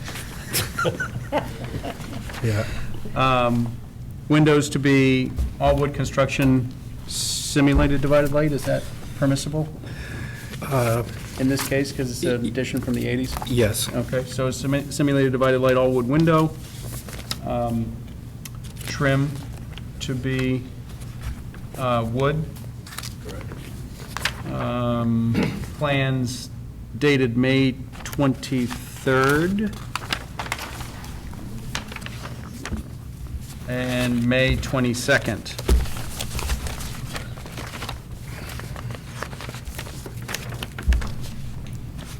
Paint to match house, Yes. rubber membrane roof. What am I missing? I think that's it. Do we have a second? Second. All in favor? Aye. Opposed? All right. Thanks, Abby. Thanks, Phil. Thank you. Appreciate it. Looks lovely, good luck. Okay, thanks for waiting. We have 73 North Street up next. This is for the demolition of a house and garage on the site. We were out to see the home a couple weeks ago, a couple Saturdays ago. Thanks for having us out. You guys want to come up? So, review of the application and voting members tonight are going to be Ronnie, Mike, myself, and Ben, and Justin. Thanks for coming in again. Do you want to walk through the project? And, it was great going out there and seeing it and is walking through, and we were fortunate enough to have a couple other folks along with us that Yes, sir. kind of helped us out. But, I don't know, maybe has anything changed kind of in your view, or do you want to just back up and just start from the beginning? Yeah, if I you think want? maybe if we just give by way of background, for the record, my name's George Berg. I'm a registered architect here in Massachusetts. To my right is Brian Comer, who was actually the property owner. So as we essentially discussed when we were at the walkthrough, the original structure was built as the Elijah Walters Jr. Tavern. I think the construction date, based on the records that we got from the Historic Commission, was 1762. It's a single story, it's a two-story structure, two-family. It exists as a two-family. There are two lean-to dormers that were built at one point off the back. There is no record for exactly when those were built, although I think the opinion of the Historic Commission staff, Michelle Akili, is that how you pronounce her name? I'm not sure. She seemed to think it was sometime in the 50s. Looking at the construction, it's, metal lath, horsehair plaster. There looks like what was repurposed original growth lumber plank flooring, but it looks like it was scavenged from somewhere. It was, it's patched, none of the board widths match. It's kind of a mixed match up there, and I think we all tiptoed around up there a little bit. It's a little bit dicey. The second floor of those two lean-to dormers is not really occupiable. The ceiling height in some areas is lower than, 6 feet, 6'2". We have done extensive research in the existing building. There's significant structural damage, particularly to the first floor level. While the town records in the assessor's department say that there's a full basement under the house, it's probably only about a quarter of the basement. The rest of it is inaccessible crawl space. You can see down there, but you'd be hard-pressed to crawl into that space. But there are significantly damaged beams. The front house, if you look at the front page, which is obviously the North Street elevation, the elevation in the corner that's particularly on Ship Street and North Street has it's significantly out of plumb. That is also one of the areas where there's a collapse. It's probably 6 to 8 inches out of plumb on our estimation. We haven't shot it with a level, so we really don't know that, but I think any of the members who were there when we walked through can attest that on the first floor and the second floor, the floor now significantly dips towards that corner. Also, the asbestos shingles that are on the outside on that side are buckled, which is an indication that it's collapsing on the foundation, and of course, the brittle asbestos has nowhere to go, so it buckles out and cracks. The pictures that we have on file, again, that we received from Michelle, look like they're from about the 1950s, although they were clear that there was no date on those. You can see that at that time, what we can see here, what you're looking at is current pictures of the property, but what we can see is the asbestos siding had already been placed over the existing clapboards. It looks like they padded out all the window casings on the exterior and the longhorns on the bottom. They appear to be padded out, obviously, to accommodate the additional width that they used to put the asbestos siding on there now. The current window sashes don't appear to be original, and we wouldn't expect them to be. They're single-pane wood frame sashes with aluminum stormfront windows all around the perimeter. What we are looking to do, as we discussed when we were out there, is we do not want to destroy the fabric of North Street and the corner of Ship Street. We think, in our opinion right now, and we're asking for some level of collaboration here. When we met with Andrea about 3 or 4 weeks ago, 2 weeks, I guess, before we went out there, Mary Savage Dunham, also from planning, was in that meeting, and we explained to her what the intent was for the property, is to, on the front half of the property, maintain the two-family residence the way that it is. But in looking at the amount of damage and work it would take to sort of repair what's there, we put together, and she suggested that we apply to simply demolish the existing structure, but for all intent and purposes, rebuild it in its shape and form, with the exception to the lean-to dormers off the back. We would like to put a more appropriate addition in the back to sort of reclaim that space and make the second floor usable. Right now, it looks like the existing house was occupied as a duplex, side by side. Considering the close proximity to the property that's next to that, we feel that if we can replace the additions in the back, or, not build back those lean-to dormers, we could go with a flat style. In other words, a unit on the first floor, a unit on the second floor, so that both of the people who occupy that space have the benefit of North Street and the Ship Street daylight coming in, as opposed to having that one be sort of, for lack of a better term, sun-blocked. The other property is about less than 20 feet in some places from the existing structure. The other element that's on there is that there's a separate sheet. There's a second-story garage. Again, there's no date as to when that was built. It appears to be masonry structure with a hip roof and a stucco face on both the inside and the interior and exterior. We are proposing to take that structure down as well. However, working with Mary Savage Dunham, she thinks there's an opportunity to form the lot and put a second dwelling on the back, that we would obviously have to come back for a certificate of appropriateness back to this group. We also expect that we are going to have a lot of work to do with regard to the new, to the rebuilt house, if that's the direction that we go. We know we're going to be changing the massing in the back, and we would expect that we would have to come back for a certificate of appropriateness for that. Attached to the application is sort of a preliminary elevation studies, and we only provided those at Andrea's request to provide some context for the board here to understand what our intention is. But from a Ship Street, effectively from a Ship Street and a North Street perspective, the structure that ultimately ends there, we expect is going to appear essentially the way that it does now. I will say that the one element that's there that would probably change, and you'll see, is we would like to redesign the front steps. Right now, when North Street was lowered and probably widened a little bit back in the day, these concrete masonry brick podge steps were put in. They've obviously collapsed. They don't have code compliant riser heights. So we would like to do something that's a little bit more appropriate, come out onto a flat and potentially have a stair that goes down one side or both sides to a level that's on the, so that we're on the property, and then extend out to the existing sidewalk level, rather than having a steep set of stairs that essentially drops you right down onto the sidewalk with a minimal landing at the top. That's essentially it in a nutshell. I think many of you were there that morning when we walked through.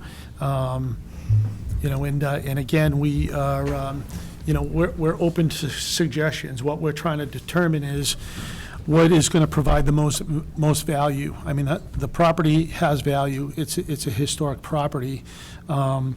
But there are not very many elements that are left from that, in our opinion, at least right now, are viable, to save, as much as we would like to. And we are preservationists as well. We've done a lot of this work. Brian and I have collaborated on projects in a lot of places with structures of this. But there are elements to this that are, again, in order to access the structure of the floor to repair that, it's likely that we're going to have to remove the finished flooring that's in there and take most of it out and work from the top down. We don't know what's inside the walls, the vertical walls. It could be, and I know some of you are in the building trades. You never know what you're going to open up in there. There's been water damage for several years, on and on and on. So, our intent is not to change the character of the neighborhood. Is to maintain what it's been for as long as I can remember, and probably not quite as long as some of you can remember. Yep.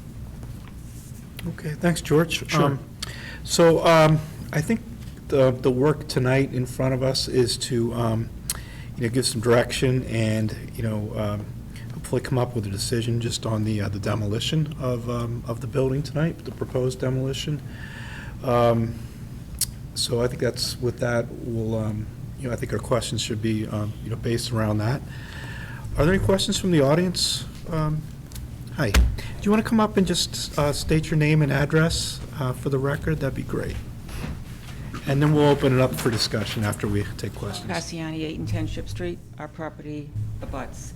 So I don't know if it's premature, I couldn't hear everything, but I know there was a lot of explanation about the main property, and my concern would be around especially also what's happening in the second half of the property.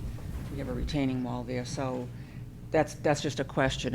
And I know this meeting primarily is about the demolition, so Yep. I just don't know if this is a time or if I should wait, but there wasn't much explanation about direction. If I may. Yeah, please. Yeah, Thanks, so George. the intent right now is to Form A. It's not a formal subdivision. Form A is an approval not required division of the lot. And we're working with Mary right now on that to try to come up with something that's appropriate. It is within the overlay district, so even though the main house right now doesn't have a retail component to it, the new structure in the back, if that happens, would have to have some component of an office or a business office or something like that. It's a little bit premature because we haven't developed those plans yet, but because it is also in the historic district, it's going to have to come not only before planning, but also before this commission to determine if it's appropriate. Would it be a 1 or 2-story? It would be a 2-story, single-family, because the first floor has to be reserved for either parking, based on the bylaws, parking, and a small business office. And just wondering how close would it be to, It would favor this property, the access and driveway would, are you the next property up Yes. 6th Street? Yeah, so it would favor the other side of the property, because the idea would be the driveway and access into the garage under would be on your property, so the open space would be closest to your property. And Joan, if I can just mention I'm Brian, by the way. yes, I. If I could just mention that the retail, when George mentions the retail, it can be an office, a law office. For me, I'd be living there, actually a neighbor, and it would be a mortgage office. And when I say that, as long as I have a conference room and an office in there, and it's more for my use rather than clients coming back and forth. But I have to have the ability for clients to come in and sit down in a conference room. So that's the idea of it. It's not going to be a shop per se, like, candle shop or something like that. But you're saying more space on The driveway would be in between us, so. There'd be more open space between the proposed structure and your retaining I know it's the wall. early stages, I just Yeah. wanted to get a sense. We don't even have a site plan. No, I yet for know, the I area, know. so- I But it'll be continued. Want to put my 2 and- cents Joan, in. do you have any comments about the demolition of that garage? Say that again? No. Do you have any comments? Okay. No. All right, thanks very much. No, appreciate it. Thank you, Joan. Any other questions? Okay, so I guess we can open it up. We had, we've got experts up here on the commission. Ben's a builder, Mike's an architect, so they've got, hands-on knowledge of construction and building. We also had another architect out there on the site, Gary, who you talked to, Yep, Gary I know Gary. Tondorf, who also went through, and we had a couple other, Peter Bickford and Ben Wilcox, who Right. are builders and have done a lot of restoration work in town. So I don't have, I just got kind of some one-off comments from Peter. I think they could work with the building going through. Gary's more kind of an architect, but was kind of admiring the, I think the upstairs and the attic and the beams up there. But I do have an email from Ben. I don't know if you got a copy of this. We haven't received anything. I'll read it into the record. It's from Ben Wilcox, and he's, I think he's just finishing up a restoration project, down on North Street. It's down towards the end. Yeah, I'm familiar with it. It's 2 houses down from a friend of mine's. You should have seen this house. It's up on the little street up there, the yeah. before and after. I haven't seen the after yet, but Yep. I've heard. But the before was something. It was something comparable to what you have now. So I'll just read what the email, it's addressed to Andrea Young, Hingham Historic Commission. Andrea, to recap our recent site visit to 73 North Street, the main house appears to be structurally sound from what was visible in the attic, basement, and the condition of the interior and exterior wall surfaces. The house has settled slightly toward North Street, which is common for all buildings along North and South Street that are near the original path of the town brook. The two rear additions are fairly old, but of little historic value because of their shed-like construction. Removal of one or both would probably not diminish the historic value of the property, provided any replacement additions were historically appropriate. Ben Wilcox, Wilcox Corporation, 36 North Street. I know you've put down, we have in front of us some justification of request for demolition, and I know we could talk through some of those points too. But I want you to be aware, and I want the commission to be aware that, we do have some folks here in town that would take something like this on as a restoration project, just, for consideration. And we also, as a commission, just, from time to time on some of these situations, we'll ask some other folks just to kind of contribute and see what they think, to make sure we've got a good evaluation of this and we're heading the right direction. So, Sure. And it sounds like you're open to some alternatives. I think, you're here in front of us with a demo application, but I just wanted you to be aware of those points. Sure. And with that, just if anybody's got some comments or questions related to this. So I think Ben Wilcox put it fairly succinctly. I have similar opinions. When we were up in the attic, I was impressed with its original condition. A lot of times we'll go up in those attics and people have stripped the king pine boards out and used them somewhere else, but everything seems to be well intact in that attic. And as you work your way down, it really only becomes an issue, I think, in that front corner, right, of the front right corner from North Street. And this house being from 1762 is such an important piece to Hingham. I wouldn't approve of demolition, wholesale demolition of the property. I think some things can be done. It won't be easy. I mean, certainly, those shingles, you'll need an abatement procedure. Sure. That's not going to be easy. But if you did wholesale demolition with those asbestos shingles, you're going to be doing the same abatement procedure. And then in terms of the structure, it appeared, yes, the foundation needs a little shoring up, needs some work. But I think the only part that needs the most attention would be that front right corner. And it did look like some of the beams were cracking and deteriorating under the weight and the loss of foundation underneath it. So Ben had mentioned some of the structures in the back. The structures in the back do have some older timbers, older lumber. Some of the windows certainly are as well, but they were added.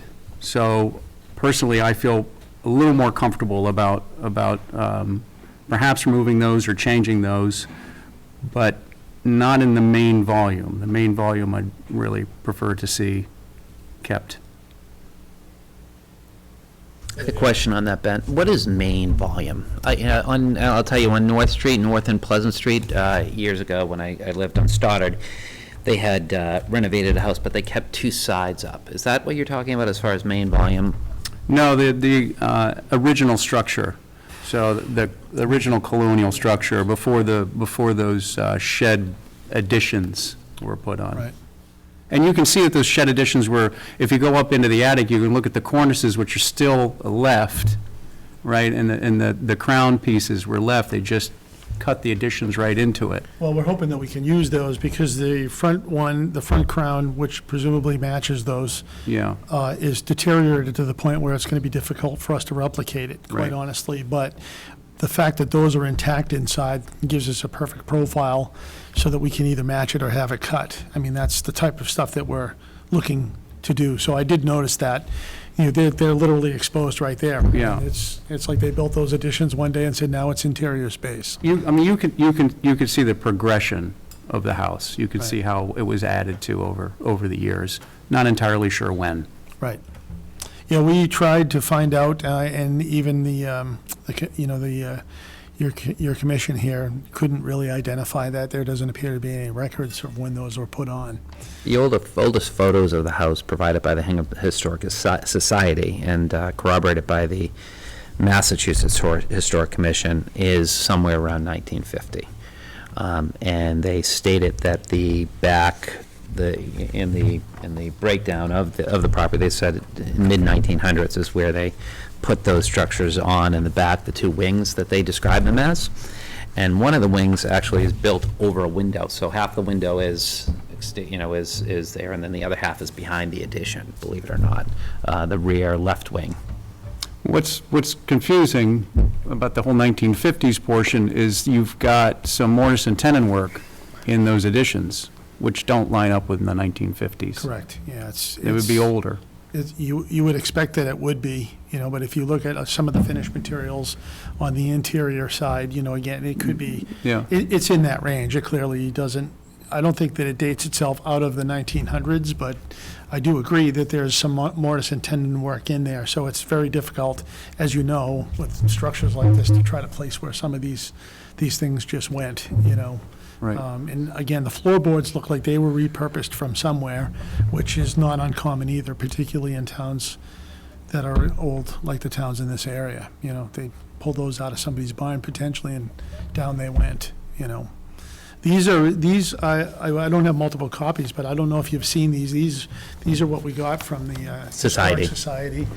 That Brian's referencing, that they go back to the 1950s if you wanted to circulate those. They don't tell you much, but other than the camera and photography quality wasn't quite that good back then, but Classic. yeah. Are you pointing to the no parking sign? Oh, no, on the side of the structure. Oh, yeah. You can see some windows were modified. They have the original header detail. Yeah, if you look at the Longhorns on the front elevation, they're pegged. Some of them look like though they were extended, and Yeah. they try to maintain some level of craftsmanship. They peg them with Right. pegs.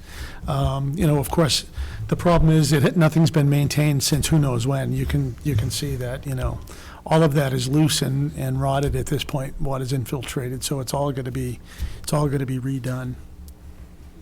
It's been in one family, I think you guys know, for over 100 years, and we tried to speak with, the daughter's very, very nice, by the way, and we tried to get as much information as we could. She did send us a few photos, but nothing that was really too far back. I think I would just, I'd reinforce what Ben has described, and Ben Wilcox as well, as, our charge is preservation first. And I think while this structure is certainly in rough condition, I don't think it's beyond repair or restoration.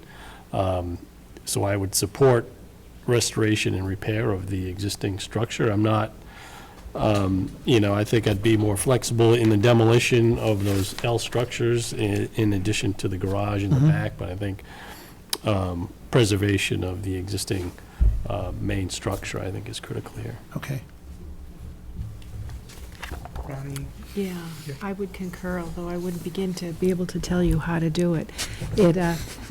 Just walking through there, the history that was, tangible is incredible. It's like a lot of structures this age, right? Unfortunately, somebody invented lead paint, and they thought that by putting more coats over the old stuff, and you destroyed all the detail, the detail.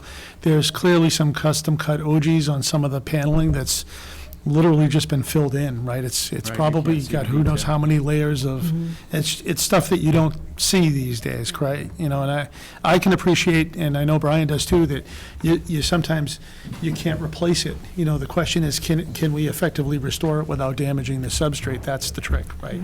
And so that's where the rubber meets the road with all of this.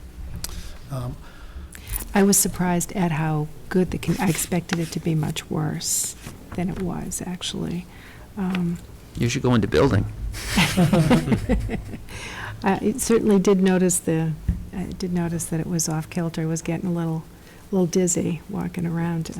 So I understand that, and I know that would be a challenge to put under. But I was surprised at the quality, the fireplaces, the cupboards that are around it, the doors. It was pretty amazing that it was in the condition it was, considering it had been vacant for. Yeah, they've done a good job at keeping up with the racked doors. I mean, some of them actually close, even though you look at the frame and it's, somebody She was, lived into somebody it was paying attention to it. up until 12 months ago. She actually lived in it. Oh, 12 months ago. I thought it was longer than that. Oh, no. Oh. She moved out of it, yeah. According to her daughter. God Had bless her. lived there. Occasional tenants, but Those that's. stairs. Yeah. What does the commission think about the garage in the back? Is that something that we would be okay with Yeah. demolition? That would be okay. Not Yeah. opposed to removal of the garage. Right. Okay, And the lean-tos as well, I would say. yeah. So I know there's been a number on this justification request. It just, are there reasonable measures that can be taken to save the historic structure or site? The existing garage does not appear to be original to the property. Yep, so I think what I'm hearing is the commission would be okay with that. What is the condition of the structure and its probable life expectancy? Your comment is existing structure appears to have moderate damage. Without maintenance, it appears past its life expectancy. Yeah, I mean, it definitely needs some maintenance and work, no question about that. Is a relocation of structure practical and preferable alternative to demolition? It seems like getting under that is going to be very difficult. I think we'd agree with that. Number 4, what are reasons for demolishing the structure? Do alternatives exist? The site is being proposed to be divided under a form application, with the existing 2-family dwelling being proposed to be demolished and reconstructed. The existing structure straddles the proposed division line and would not accommodate the space requirements for the reconstructed 2-family dwelling. Is there a public necessity for the proposed demolition? No, I think we'd agree with that. Is there a public purpose or interest in the land or building being protected? There does not appear to be. I don't know, I think based on what you heard here, would probably be some disagreement here. Yep, with the fair commission. enough, yep. Okay. What are the plans for the reuse of the property if the proposed demolition is carried out? How would the plans affect the character of the surrounding area? So we talked a little bit about that. Is the historic structure or site, is it capable of earning reasonable economic return on its value? The existing structure does not have significant value. I think what you're hearing here is I guess, is how do you, economic value, Right. hopefully, you can get in there and restore it, and there will be some economic value to you.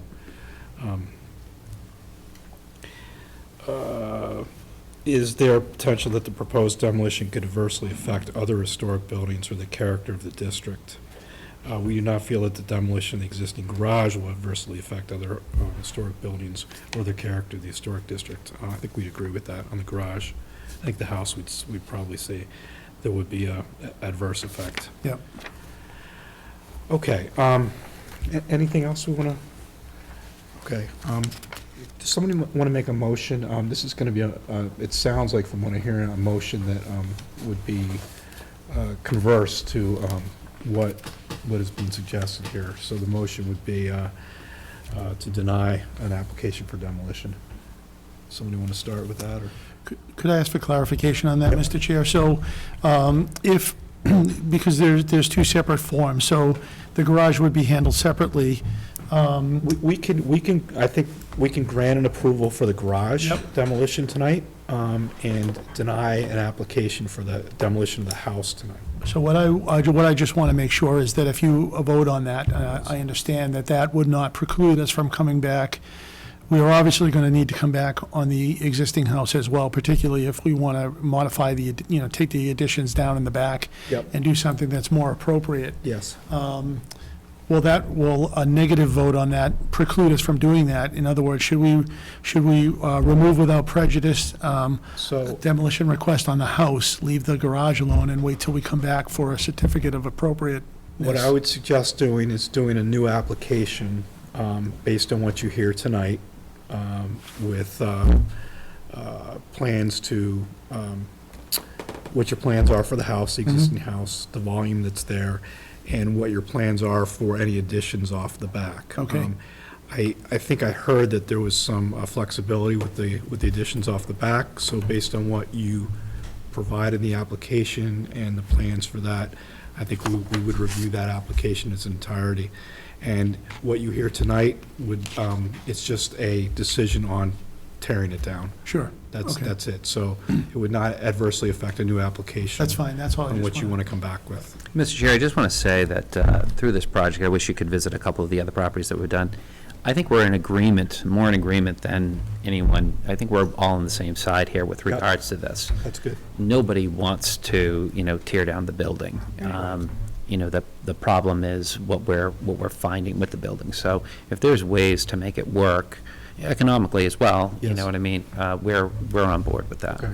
Well, I appreciate that. Thank you. That's good to hear, and it's something that resonates well with this commission, so, in terms of the preservation charge. So, Yeah, I mean, we thank look you. forward to working with Andrea and the staff here during the process. I mean, it's part of what That's what needs to we're- be done, so. That's what we're here for. Yeah. Thank you. So- So, somebody like to make a motion on? So I would need some clarity, Mr. Chairman. So Okay. if we make a motion here, is this a certificate of appropriateness?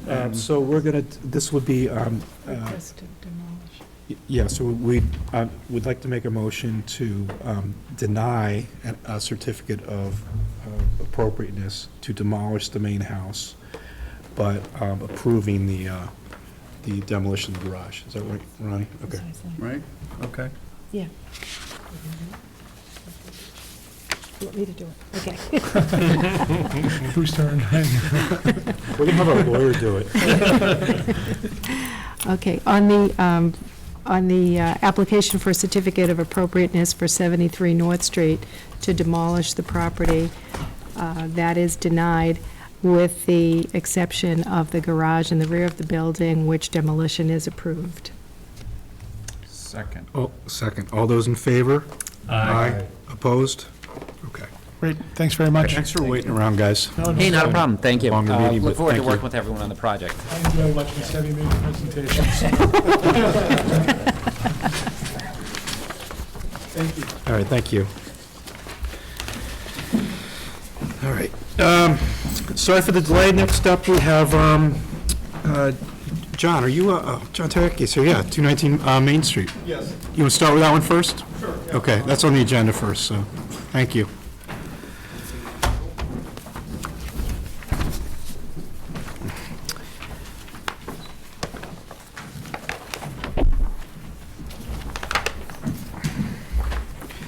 This is for the construction of a new home and a garage on the property. It's a smaller lot that's on Lower Main Street. As you come down the hill, it's on the left-hand side. John, just so you know, the voting members tonight are the regular voting members, Ronnie, Mike, and myself, and we have two alternates that are going to be voting also, Ben and Justin. Okay? John Teriyaki Architectural Design, and I'm here with Jim Magner Sr. Hi, Jim. Good. With his son, Jim Magner, is developing this property. Okay. And if you like, I can briefly talk about the Yeah, please. site and our strategy. This is really, the intent behind this meeting was to really start the conversation and to give you a sense of our concept for the scale of home and the type of home that we're thinking of. That's why the drawings don't have all the detail, because we know that we'd like to get your comments and kind of build up on those drawings and come back with more detail next time. So this is 219 Main Street.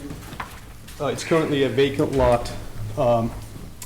Right, this is Winter Street as it kind of tapers into Main Street, and the property's right here. It's a little over 20,000 square feet. And our idea was to basically propose a modestly scaled Cape-type home with a detached garage, two-car garage. And this is a kind of a schematic site plan that shows the main house, which is a simple cape rectangle with a little wing coming off the back, and the detached garage about a little less than 20 feet away from it. This is one placement option. We thought that tucking it into this corner where the site is a little flatter would make sense. And also because of the angle of Main Street, we thought that the way that Main Street comes in at a slight oblique angle could create some interesting views of the gable side of the Cape. Mhm. And then as you wrap around the house, we thought that could be one good placement option. Just go through the floor plans and the preliminary elevations. So the main body of the house is about 30 and a half by 40 feet with a center entry cape. Very simple. We're trying to hide not the bulk of it, but about, a little less than half of the square footage off the back. So it's more or less concealed, this little wing back here. And that's basically a bedroom wing. So the house technically has one bedroom. And it has an open living plan towards the front, but still a center entry with a stair off to the side, semi-open dining area, small den, and a side entry that's on the garage side. So pretty straightforward layout. And upstairs, the front portion of the Cape would remain unfinished in the current configuration. And then the idea was to have potentially a bonus room above the master wing on the back. And as you look at the elevations of the house, as it wraps around, you will see some shed dormers we're adding to the back wing. And most of those dormers will not be very visible or not be visible at all from Main Street. And we don't have any dormers proposed for the front of the house. And it just goes with this concept in that this is really a modestly scaled house. The Magners are not trying to supersize this property or fit it into a certain mold. The 4,000 square foot, 5-bedroom home intended for a family. This is really a different kind of project. And other than that, we haven't noted the materials yet, but the idea was to use cedar shake roofing and potentially cedar clapboards, and wood trim, wood windows, double glazed, simulated divided light, and keep things fairly simple. Thanks, John. Sure. Jim, any add-on? Okay. We're just looking for what we would need from input for you, or what you Okay. think of our idea. Okay. My son came up with this design, and I think it's, it fits the area nicely. Okay. I know we have some folks in the audience that might have some questions. We can either take them now, or we can deliberate for a little bit and take them after. We'll wait. You want to wait? Okay, good. All right. Who would like to start? I have some questions. Please. John, the driveway, I'm assuming the driveway will be a straight shot out of that garage? Basically, To yes. Main Street? It hasn't been laid out yet, but there's a little bit of a sketch of it here, with one potential. Okay, so you'd be cutting into that stone, there's a stone wall there, I believe, right? Or is it non-existent? Stone wall is not shown on this site plan yet, so we would try to avoid the stone wall. Okay. Yeah, so we don't have exact site and landscape design details yet, but we would try to maintain as much of those features as possible in terms Okay. of the curb cut point for the driveway. And this is a cast-in-place foundation, full basement? I believe that's the intent, yes. Okay, any kind of veneer?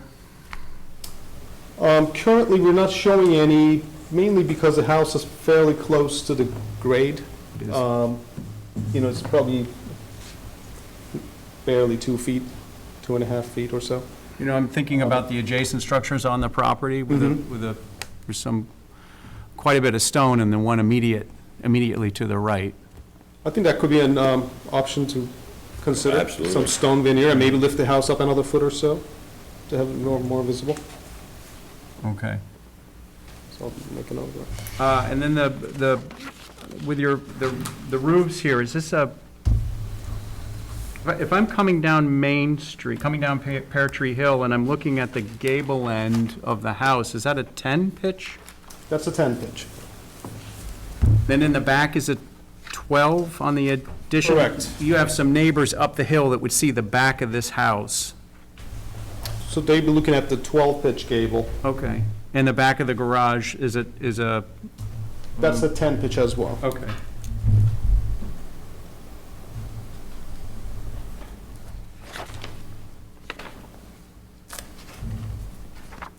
That's it for me for now.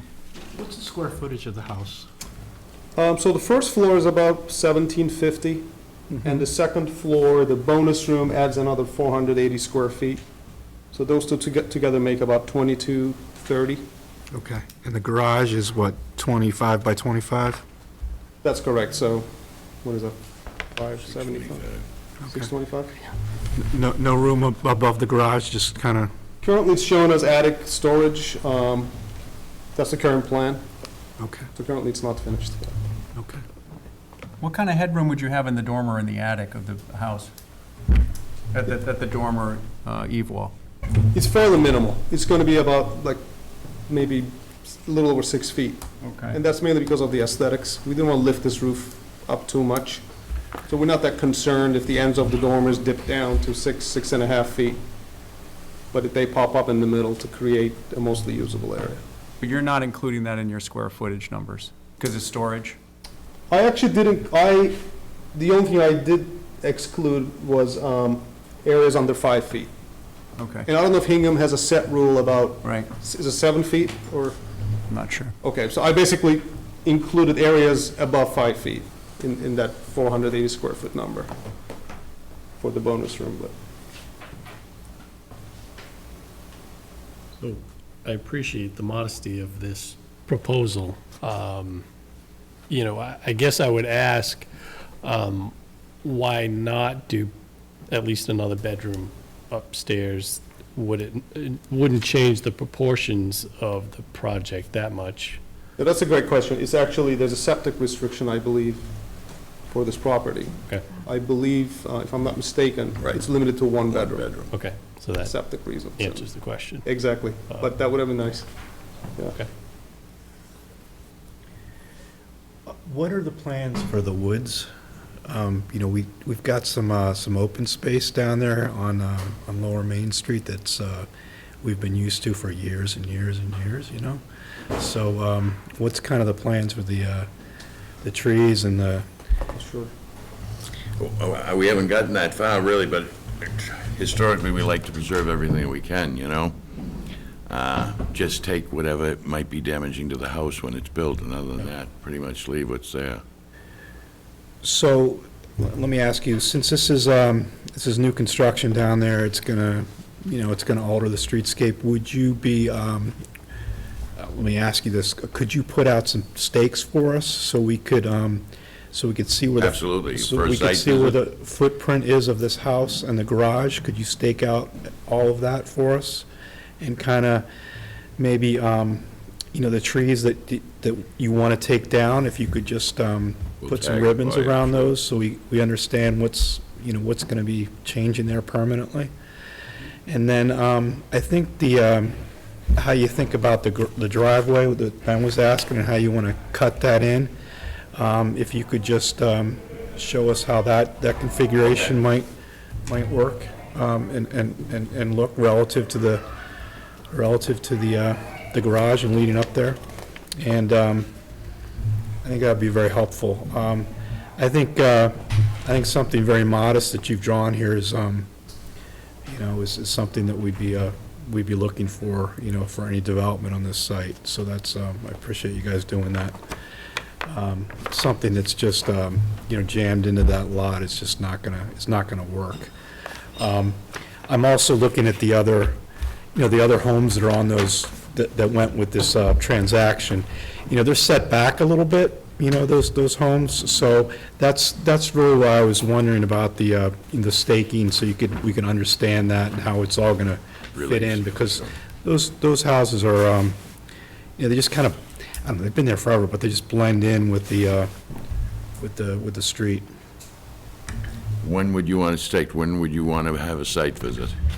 We'd love to come out on a Saturday morning before our next meeting in a month. Okay, that's, okay. So if Andrea and Sherry could just check in with you and whatever works for your schedule. And then it would be, it would be an open meeting, so it would be us and, what other abutters or neighbors would, be interested in coming over. They could see it too and see where this is the proposal is gonna go. Right. With the stakes. Sounds good. And as we make those site preparations and take the site more carefully into the consideration, we may make changes to the location of the house. Yeah. But we'll update the drawings accordingly. Sure. And show you that in the next round. Yeah, no, and this position might be best. I don't know, but it's until we kind of see where it's going to lay on the lot. I think it's, you probably get some input based on that.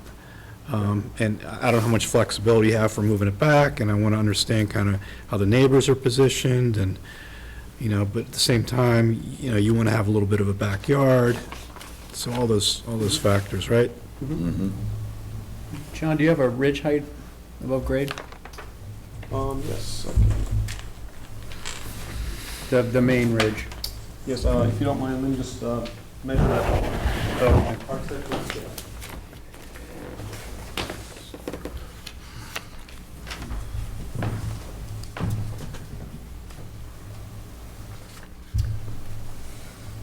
It's about 25 feet from grade right now, Okay. to the top of the ridge.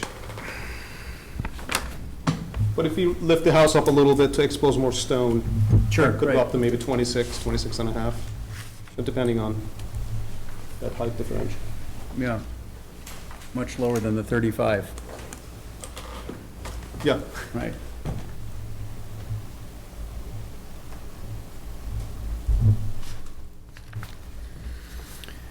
Any other thoughts, questions? Gentlemen in the room, any other, come on up. Paul, do you want to, I forget your address. You'll have to state your name for the record. Good evening, everyone. My name is Paul Healy. I live at 209 Main Street. I had the pleasure of meeting Mr. Magner's son.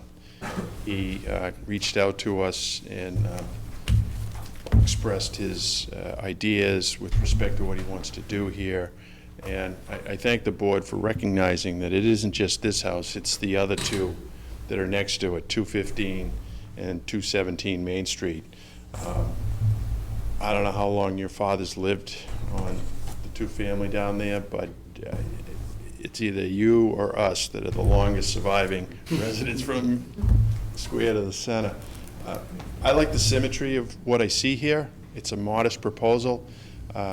As you'll see on the site visit, there are a number of stone walls on the Eldridge property, which are really magnificent, and to preserve those is something that I would think would be very important in any decision you make. I have maples that are the same relative height that are in that grove, and unfortunately they reach a certain height and they just start breaking off and dying. I've taken down about 4 in my yard, which is a lot smaller than this, but I think that's what you're going to see there. There's a common driveway with 2 houses behind it set up above. They're very well maintained. Pushing that too far into the hill might be problematic, but I think you'll get that sense. I just like the symmetry of the proposed design. So I wanted to share that and express it with the board. And I think the Magners are interested in working for a harmonious product, ultimately. Based on these comments, Mr. Chairman, would it be appropriate to perhaps invite Jeff Handrahan to the site visit? Sure. Hope it says. Yeah, open forum, so. Open forum. Okay, thank you so much. Thank you. Good. All right. I'm sorry. No, it's okay. I didn't see you. I'm sorry. My name is Mark Fabro. I live at 221 Main, so I'm the house that sits above. Jim, your son, came and met with me, and preliminary, I just received these a couple of days ago as well.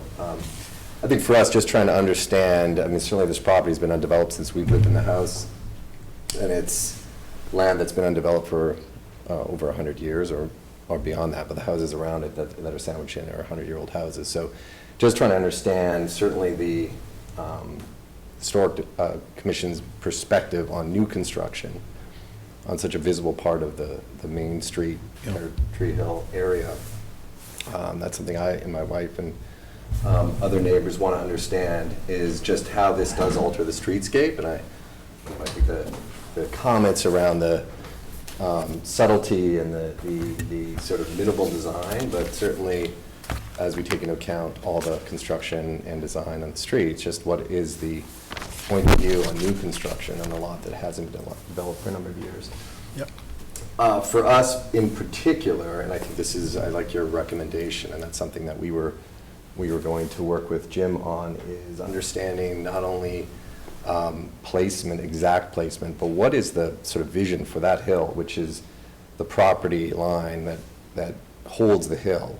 There's trees, there's the stone wall, and that's very important to the house that we live in. That's, as a historic house, certainly we do what we can to maintain our property, but that hill and the potential erosion or potential movement as related to the construction and water, everything that's going to go into this construction has an effect on that hill, which has a direct effect on our property. Okay. That's something we'd want to understand, and certainly I think the Eldridge Estate, given the last few years, the tree maintenance hasn't been there, so we've had to deal with a lot of the potential, there have been some issues that we've had to deal with. But whether it's trees that are being removed or trees being maintained, the structure of the hill, the erosion, all of that is important to us. I know that's, we're at this preliminary stage, but I wanted to voice that to you as well, in addition to just your point of view on the streetscape and new construction. So, I appreciate that. Thank you. So we'll certainly note all your concerns, and I think, having this staked out and going to a site visit, which, you're welcome to attend, there'll be some questions and maybe better understand some of the issues and concerns that you may have. In terms of the, this new construction and placement on Lower Main Street, we're certainly going to look at, the site itself, scale, massing, all the features of the house to make sure that it fits in and is appropriate for that space. And I'm not saying that it is appropriate, I'm not saying it's not, but, as we work through this process, we will, our charge is to make sure that new construction, it's not just preservation, restoration, it's also making sure any new buildings, any new additions are compatible with what's already there. And that includes your house, that includes all the other homes on the street. So we'll make sure that we do the appropriate work for you. Thank you. Okay. Anything else? Okay. So, we gave you some, I think this is going to be, it's going to take a couple meetings to get through all this. So let's start with the site visit, and I think you got some preliminary comments on the house. I didn't hear anything that was just, at this point, you got to change this, you got to change that. It sounded like, the square footage and kind of the massing scale was, I didn't hear anything, at this point. So it doesn't sound like you need to make dramatic changes to the drawings. I think Ben gave you some input on the height, with the foundation, correct? Mm-hmm. But let's come out and we'll take it from there and we'll. That sounds good. Is that all right? Yeah. Jim, you okay with that? Yeah, Okay. looking forward And to it. we'll develop the drawings a little further to maybe show the stone wall and maybe show the topography. Yep. As we add those layers, I think it'll be Okay. useful in the next meeting to Perfect. review those as well. Excellent. Thank you. All right. Do you want to move right into the next one then? Sure, so this is basically continued to the Okay. next one, Yeah. correct? Yep. So. Yeah, if you don't mind. Yep, so this is 118 South Street, and this is for some modifications, changes, mostly to windows and doors. with the house. And we do have some drawings in our packet. And same voting members as before, so nothing's changing here. Okay. Once again, John Teriaki and Jim Magner Sr., and this will actually be, this is a two-family house, 118 South Street, and there is an apartment in the back that Mr. Magner will be essentially living in once this renovation is complete. This house is from 1767 originally.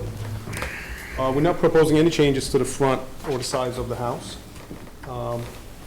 There are some window relocations, and there are some bump outs in the back. They're fairly minor, but maybe I'll go through the floor plans to better explain those bump outs. But just to kind of give you an overview of the massing of the house, it's the classic telescoping towards the back approach with varying degrees of eave heights, fairly random window placement.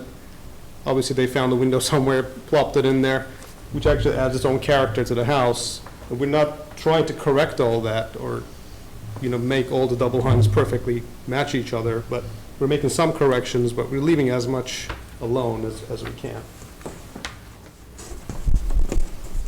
I put the plans side by side, so the existing is on the left and proposed is on the right.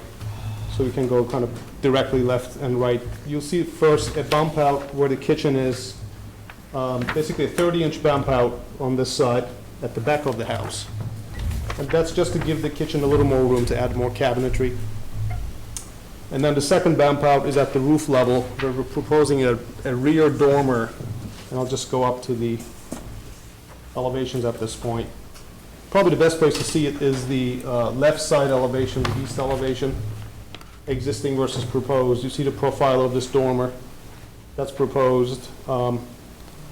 It is set back quite a bit. And actually have that exact dimension.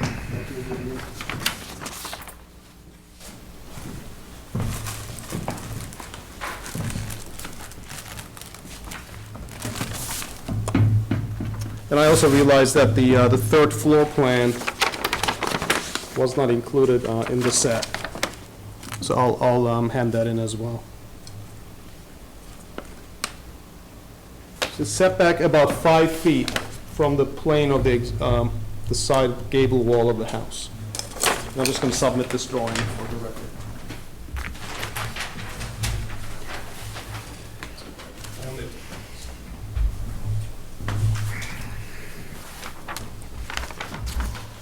And the purpose of that dormer is to do a minor renovation in the attic, which is already semi-finished, but to be able to fit 2 bedrooms in there and a shared bathroom, and to get a little bit of headroom. It's not going to be great headroom, but it's going to be much better than what's there now. The pitch is going to be fairly shallow. It's only a 2 to 12 pitch. So those 2 bump outs are really the only footprint changes to the house. Everything else, you can go left to right to compare the elevations. It's fairly subtle. They're filling in some of the missing shutters. Back of the house where it's not visible, there are some window changes. I'm not going to go through them piece by piece, but maybe it's easier to look at it graphically first. Okay. So how much of this can you see from the public way? Well, we think not much, but especially the dormer, because the house sits at a slight angle to the Right, house. it's on the curve of the road. I won't say it will not, you might not glimpse it, but it's going to be very difficult. And right now, there's a large tree that's flowered, and you wouldn't see it, but in the wintertime, you might see it. But it's not like it's, like that, looking at it there, it's not in your face like that because of the angle the house sits in the lot, and it drifts away from you. And like John said, the shed will be in 5 feet from the original gable. It's, that was one thing that was important to us, because I am going to take the unit out back, and when my wife and I are down here, that's where we'll live, and I didn't want to have my grandchildren's bedrooms above me, so we designed a guest suite in that area, so I might have a little peace and quiet, so in some ways it's selfish. But I think if you did do a site visit or whatever, you would see, I don't think it would be that obvious to a point which I could, again, set up a mock, 2x4 and strapping and let you see it just driving by. You wouldn't have to, to just see it that way. And then on the other side, coming down South Street from the country club, you wouldn't see it at all because of the way it sits there and the house beside, houses are fairly close there. There's just a driveway that separates us. And in regard to some of the windows are new that you're adding. Some of them look like you're replacing in kind, right, generally in the same place, same size. What is the condition of those windows that you're replacing? For instance, on that right-hand elevation, that side west elevation, there are 3 windows that are sort of next to each other. These. The second floor? On the first floor, for instance, these here. I think the goal was that the original, any windows that are original would be repaired or Right. try to be reused. They're in pretty good shape, actually. I believe in that particular location,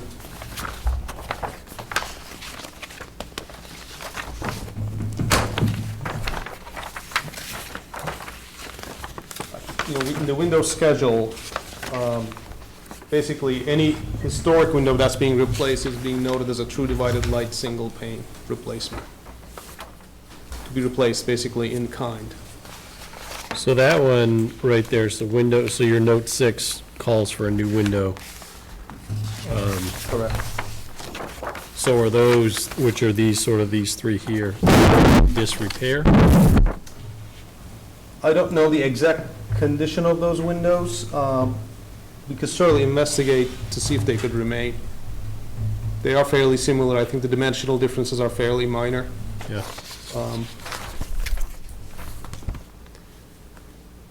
Yeah, depending on the age and condition, I think the preference would certainly be to leave them and repair them.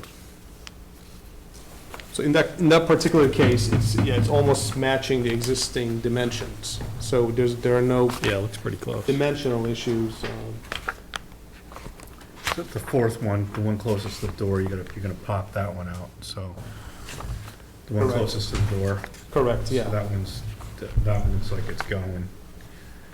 It looks like you're moving maybe the one next to it, the smaller one, just sliding it over maybe, or it's hard to tell. We're moving it slightly as we widen the door and add side lights. That other small one above might be original, might not be, second floor. I believe that is, most of these side windows, I believe most of them are old windows. They're not from 1767, but they're probably from late 1800s or early 1900s. So that's why I think to be safe, we're basically saying any visible window that's historic, that's being taken out, will be replaced with a true divided light, and a window that's off to the back that's not visible. For example, back elevation here could be simulated divided light. You guys. Or one we're adding. You guys want to investigate the condition of these windows? And whether the proposed dormer and addition are even visible from a public way. Yeah.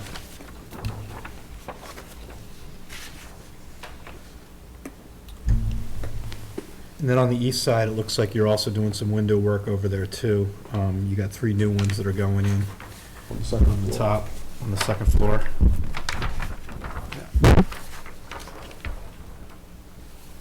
And, Yeah, you've chosen true divided light there for Windows 3? Correct. Type 3 is noted as a true divided light on the schedule.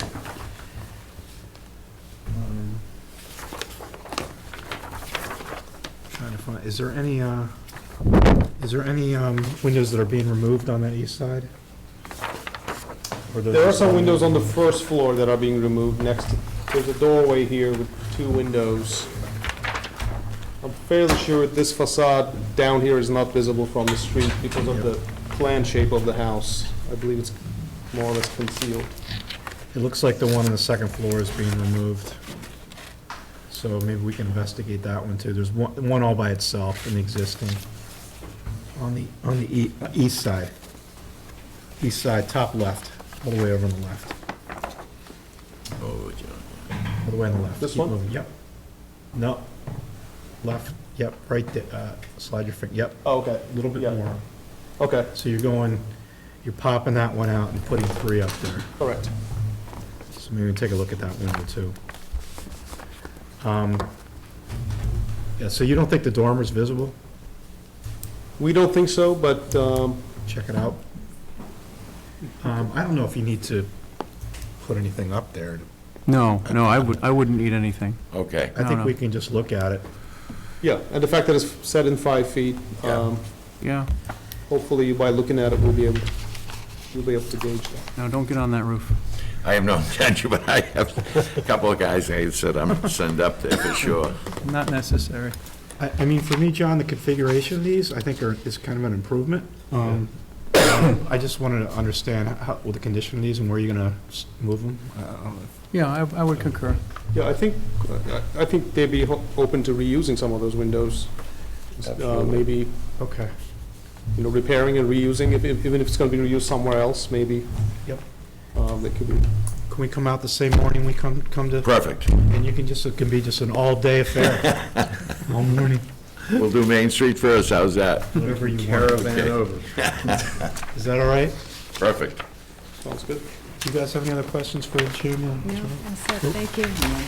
Hey, Jim, your son did terrific work up on Main Street. I gotta tell you, before and after on that house, Yes, very proud of that house, he did a nice job. Oh. Went above and I'll tell you, beyond. I'll tell you. it's And you really can see good. it in these proposals too, he's not looking to hoodwink anyone, he wants to do everything No, right. everything from that cedar roof he put on to the small little shed for the bikes. Right. Thank you, I'll tell him. Yeah. He's a collaborator. We Yes. appreciate it. Yes. He unfortunately couldn't be here, but he's over in Europe now and scheduled a vacation long before this meeting was Right. scheduled, so that's why you got the old man. Well, he's We'll see. He's in good hands. With the old man. He's in good hands. I look forward to the site visit. Sherry, when's our next meeting? August 15th, so maybe a Saturday before. We'll try to plan around people's vacations and Okay. yours. John, you got some time coming up? Yes, I believe just after, though. Hopefully, Just after, so you're available, you're I after? believe so. I'll double check. Okay, all right, we'll send out an email and figure it out on our end. Great. Thank you. Thank you. Thank you, gentlemen. Appreciate it. Thank you. Sherry, this is another submission. Okay, next up, 6 Clark Road. We have, Heidi's here with Tom and Pauline. How you guys doing? Thanks for waiting. You're back again. What's going on? It's okay. So we're all voting members up here tonight. So you got the 5 of us. This is a new application, so Ronnie, Mike, myself, Justin, and Ben will be the 5. I do have some additional drawings, you requested for Andrea, that we Yep. just compare what was approved in elevation to what we're proposing. I think it's much easier to see it Right. directly, and I've blown those up. So we are back. We were here in 2018 and got approval for a substantial renovation and addition. The Studebakers since then have gotten multiple prices, and with it being a builder's market and with construction costs going up, it just got too expensive. And it just didn't make sense. So we actually went through a smaller kind of reduction, had it priced again, and it was still crazy expensive to propose the 2-family addition that we originally proposed. Okay. So I'd just like to walk you through what we've done now. This matches what you have. I just think it's easier to see when I'm chatting with the larger scale.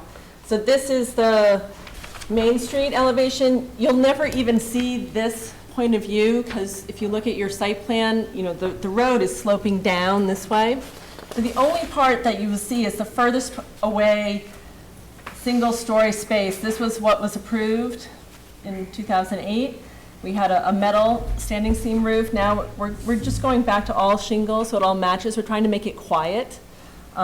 It still has the same door, but because I no longer have a two-story wall to die it against, it has to die against itself a little bit, which you'll see on the rear elevation.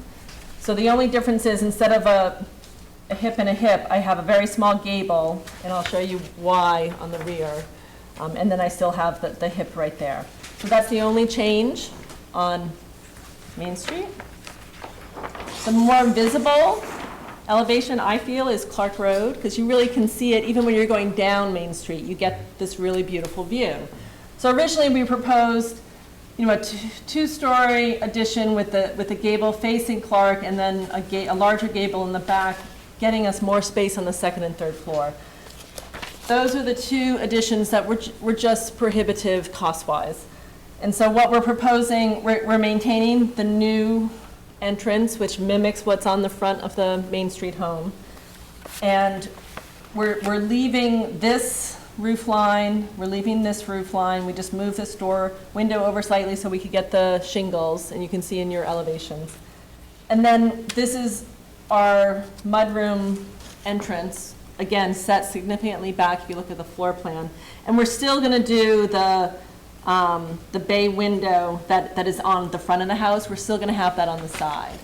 So really, we took what was a 3-story addition and renovation and brought it down to a 1-story addition, and we're only renovating the first and second floors. So you'll see on the side, which you can see if you go down Clark and turn around. So originally, this shows that addition that we're no longer doing. We're keeping this portion of the home. We're taking out the skylights. We're making all the windows symmetrical. And then this is the bay that we're mimicking that is on the front of the house. And then we're taking that same detail that's on Main Street elevation, as well as now Clark, which we added, and that's the new entrance to the mudroom. So we're just simplifying things. And everything that's shaded are the new roof areas. So all I'm doing is taking this existing hip roof and just wrapping it to get the mudroom and the kitchen addition in the back. So you will see this from Clark. The rear you won't see from anywhere, but I just wanted to show you how we came up with the roof lines. So originally we had this kind of larger, almost a pavilion with a metal roof, and then this was the addition off the kitchen. And now I've kind of done a smaller, simpler pavilion that has that gable end, that has the entry facing Clark, and then just 2 simple roofs that I had to lower the pitches a bit, so one would die into this pavilion roof that you can see on the Main Street, and this one dies into this story. I just no longer had as much elevation. So we just tried to simplify it, if that makes sense. But this elevation is not visible from any public way. And then the plans in your new packet, we shaded what was new so you can kind of follow the elevation. So again, nothing really on the face of Main Street. Clark Road, this was already approved. We haven't changed anything to this entry. This bay window was always there, but it was under an overhang of the second story, which we're no longer doing. So I just literally took this bay that's in the dining room and added it there. And then this is the mudroom and kitchen addition. So the plan didn't change, it's just the roof line that has changed. So then if you look at your second floor, again, you can see where the additions are. It's all single-story roof. And so there's no addition to the second floor, and there's no addition to the attic, and no visible exterior changes in the attic. So then you'll see on your site plan from the original packet these areas that have been added. And that's our reduced scope. We kind of prioritized where the family lives and made the first floor family and kitchen area really the priority, and then prioritize on you know, accenting the entries. So this is the original entry that we really used as our template, and we just used those same details on the Clark Road entrance and our new mudroom side entrance at the end of the drive. Okay, good. And the garage is all the same, nothing Yep, that changes? it was approved, we haven't changed anything. No construction We will yet? ask, nothing's changed. Okay. We will ask, I think, for extension for that approval. We're not sure where that phase will fit in, Yep. but nothing's changed. Yeah, check with Sherry and Andrea Okay, on great. on the timing of that. Yeah, and I believe you got a new packet of our brochures. You know, nothing has changed from what was approved, except that we've removed the standing seam metal roof, and we've removed the copper gutters, because again, it was just prohibitively expensive. And there are coppers, well, there are asphalt or aluminum gutters on the house now. Yep. So we'll just continue those on the one-story additions, and really, that's more for safety, to keep water away from circulation spaces. Bigger is not necessarily better. We learned that. It took a year and a half. Yeah. Seriously. So, questions, comments? Yeah, I have some questions. Please. Heidi, on the packet that you handed us, and I think it's also on the one that was sent out to the committee members, A1, the proposed floor plan, A1-1, I'm in the parlor, Yes. and I think this may be a remnant, but it looks like there's a bulkhead outside the parlor? Yeah, we went back and forth. Have you chosen where you really want it with the builder? That was a remnant, so that was where the that's- new bulkhead was gonna be. There isn't a bulkhead We're there gonna, now. yeah, remove it. We went back and forth, so, sorry, it's, the bulkhead, it will be under the deck. We're Right, gonna do so- a low-profile bulkhead. So what I'm getting at is, it looks like that's a crawl space, a bulkhead into a crawl space? Are you looking? No, that's full basement. It is full Yeah. basement, okay. Look, you should have a basement plan. I the one do. just gave I you. thought mine said crawl. No, that was play area, utility. Off, no, Oh, this, that's in the back. Higher. That's, Higher, right there. Does that say crawl? that's a typo. Okay. You'd actually, that's why we broke through here. So my concern was that was a crawl space, you won't meet egress, and therefore you may have to change the plan, so you may have to Yeah, come back to sorry, us? no, that's- Oh, okay. So that'll be a full basement, so Yeah. you'll meet the egress Yes. requirements? Yeah, so I'll have two, Good alertness. I have an access from inside the house, and we're maintaining that. Okay. Sorry. those No, are no, the no problem. Okay, I had some other questions. Go ahead.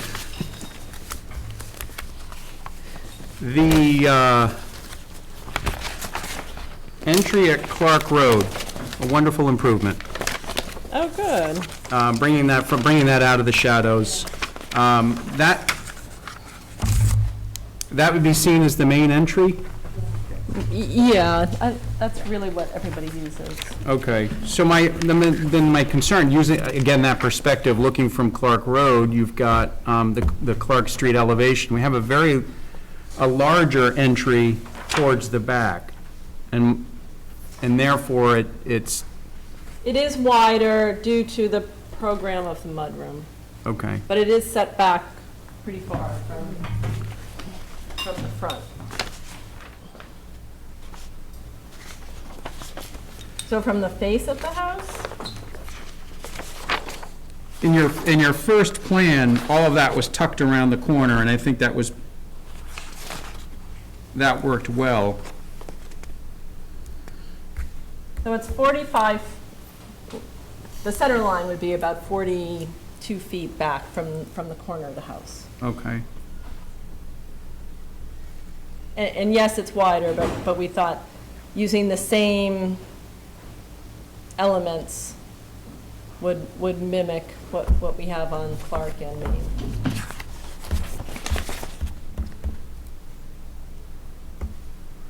Okay, and so that's for the mudroom programming. Yes. So narrowing that to sharpen the pitch and to minimize the reference to either the main entry, whether that's Main Street or Clark Road? Is it a possibility to shrink that? Well, we have, I mean, even the ridge appears to be higher. Even the ridge appears to be higher.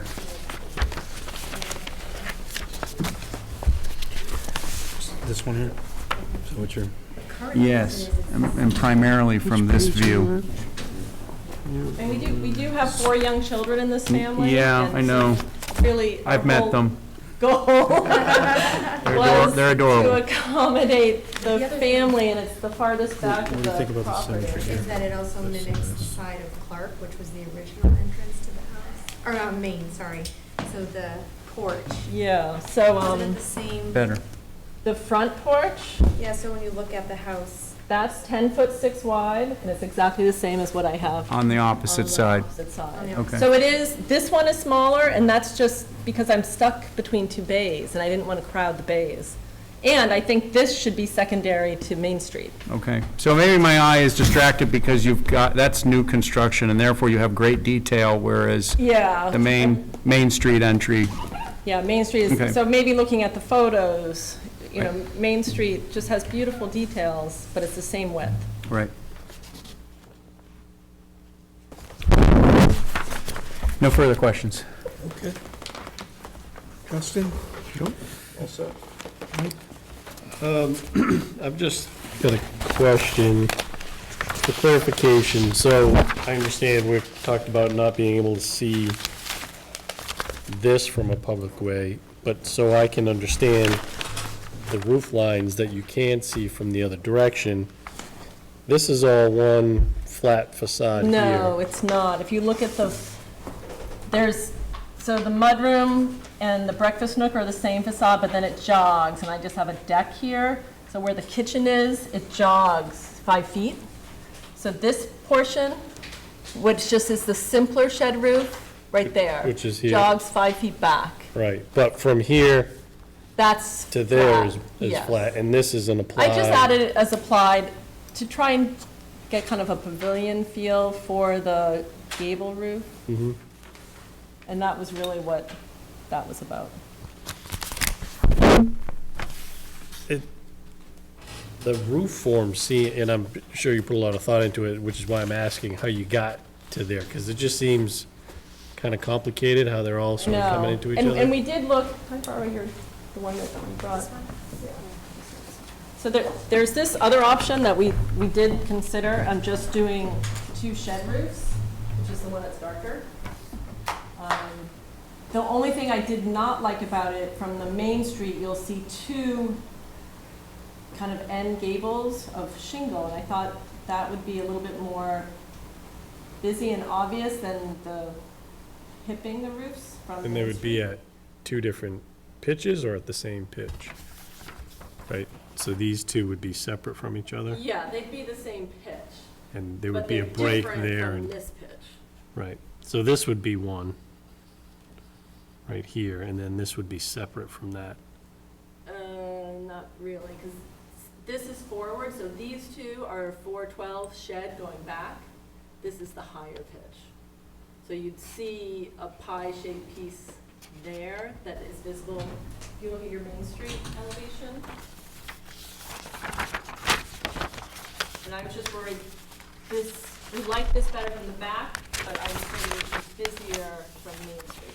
So see how you've got, see how that's one pitch at 412, this is the second pitch at 412. Mhm. If this second pitch was just a shed, not a hip, I'd have another rake board going here, and I was worried seeing that at a different angle than this one would be busier from Main Street. Mhm. So the reason why we did what we've done, I felt that having the 2 shingled hip roof lines, it would blend more. And then the only one that pops up is the kind of mudroom pavilion. But I kind of needed the mudroom to pop up to catch the roof lines at the corners. Mhm. Because I no longer have a 2-story structure to dial and put the roof lines in. So this is a study of 3 sheds then? One gable and then One 2 gable and sheds? 2 sheds. Yeah, that's this one then. And I like it better from the rear. It's the darker, the black. Yep. I just thought it would look busier from the Main Street, because then I'd have 2 rake you know, rake boards at 2 different elevations. And I just thought that would be a little busier than doing all the Right, so the perspective from Main Street elevation would Exactly. show a gable, And then another, like. rake, and then a rake, a another smaller rake. And those 2 rakes would be at 2 different elevations. So Right. that's what, And would I'm that, so busy. would that be shingle on the end there, or? Yes. Yeah, just like you have on this gable. yeah, yeah. That just looked busy, but I think we're open to suggestions. Yeah. That one was tricky.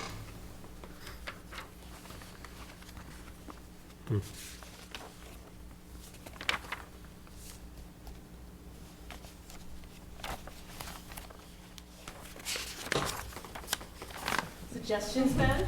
I would personally prefer to frame 3 sheds that, or 2 sheds than do a hip. But I understand your, I think there's a cost benefit to the shed, There is, okay. but, you I mean, know, we'd be happy with it. I honestly don't really think you're ever gonna see. we can't those. look at cost. I know. It's not our purview. But I do think with everything that's going on the Main Street, you're never gonna pick up what's back there. So if you all prefer the shed, we're happy with the shed. I think, you know, there are pluses and minuses to both, but Yeah. we were having trouble deciding. Like the shed. Makes more sense to 2 you? sheds. It makes more sense to me, but. Yeah. I like it better on the back. Great. It's just, you guys will never see it. No. But we can easily do that. It's not. Take the broader perspective, so. So you're not seeing, this is not drawn Yeah. for that scenario. They'd still both be a 4-pitch. Yes, the pitch doesn't change. I would just have, like you said, I'll see the rake in the side of the shed wall rather But- than asphalt. But the gable would be an 8. Because the existing roof on the opposite side is a 612. Right. So I couldn't blend them without letting them both die into the pavilion roof, which is higher. Right. So that's how we got to that.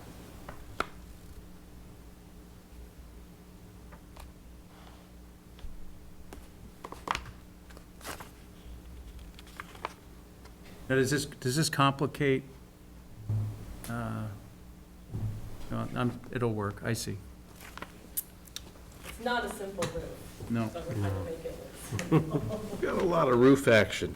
Yeah. Yeah, but, you know, our goal is just to let it blend, and we really love the, you know, the front details of the gable that's already on Main Street, and that was really our vernacular. Are there other sheds on the house? Just, no, The well, front porch has one. So if you're looking at the Clark elevation, the porch has a shed Yeah, on the end. Main Street porch, the sky is shed, You got a lot of hips on here. yeah, and a lot of gables. There's, Yeah. as you said, there's a lot going A on. lot of roof action. Yeah, so if you look at the Clark Road, this, you know, Yeah. you'll see that. That's there. Right. That exists. So we're kind of mimicking that with the roof detail in the back. Okay.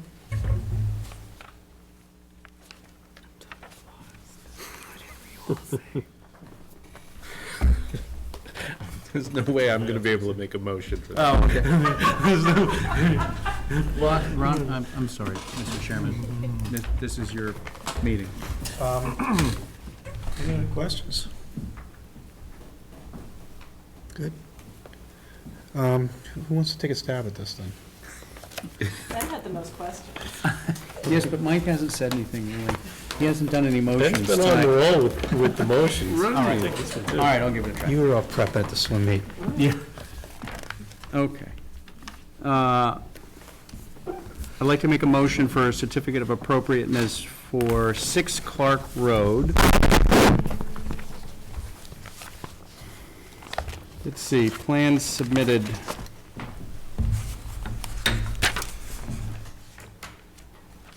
I think that's June 26th, 6/26. Plan submitted 6/26 showing,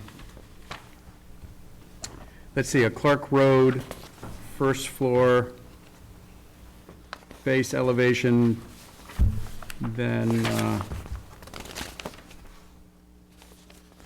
I think maybe I'll just go straight to what finishes you're using. This is all wood. I got 7-Eleven. You have 7-Eleven? That's the one I just gave you. That's the one I printed. So we should be going off of that. But that's old, that's new. Yeah. But she's got old and new, right? I mean- Yeah.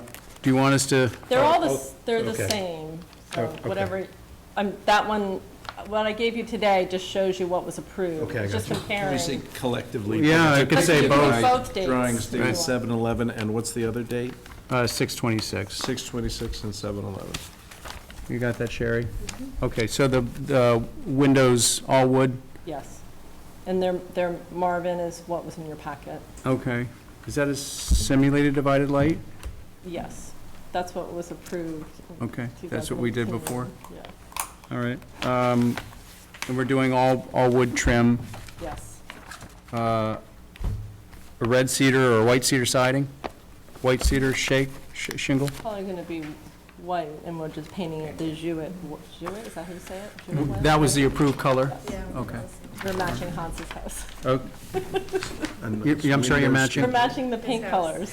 Okay, so you're going to keep the paint colors from the... No, I mean on Hans's house. We're Oh. matching his paint. Quincy granite? Yes. Yeah, whatever we listed in the first. Okay. Yeah. We might be changing because you're going with the Quincy granite. No, we'll lose our full-scale model. And the roofs that aren't being touched, they're not getting re-roofed, so we're going to just match what's there? Is that a 3-tab or architectural? We were going to do a certain keyed architectural. On the whole house? Yeah, Right, we have okay. to, we have to replace You the have to whole- start over? Yeah. Okay, so it's an asphalt roof.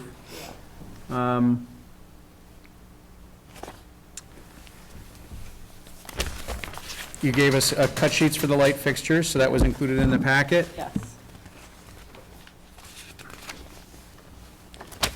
Any, 26 window schedule, windows and doors. right, That's, okay. that's the new, yeah, one of your new requirements. What is the opinion on the sheds versus, Sheds, right, is what I heard? Yeah, I think the sheds would be simple and clean. We'll just change it to a shed, and I mean, you can't see it from a visible way, but I can send that to Andrea or drop it off. Well, we've got the plan here. We've got the plan here, right? you submitted that? Not in- with the in that double alterna- shed. In that In the alternative? alternative. Yes. No, you But I only gave us a had piece of one. paper. You want that back?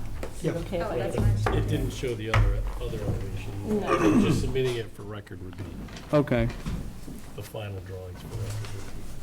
So the one thing to note, Sherry, would be that rear elevation on A 2-1, option A, shed roof over nook.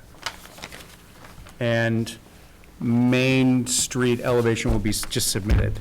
Yeah. Okay. Okay. Who wants to second that? Second? I'll second it. All in favor? Aye. Opposed? All right. Thanks for coming in again. Thank you very much. Can't wait for you guys to get started. All right, come back and see us. All right. Do we have 24 North Street here? With the awnings? No? I mean, again, that wasn't on my original. Okay. I don't know what happened. All right, we're going to postpone 24 North Street to next time, given that this was a 9 o'clock start. And we'll add it to the agenda for August. Any other business, Sherry, for tonight, other than? No, you already did the minutes. Okay, we got the minutes, got the minutes done. I should have borrowed that. And then we could have to nominate someone. I think we have time to do this. I talked to Andrea about this, so. Okay. For the request for appointments to master plan, we've got some time next time to address that. All right, anything else? I'd like to adjourn the meeting for tonight. Do I have a second? Second. All in favor? Aye. Opposed? All right. Thank you, everyone.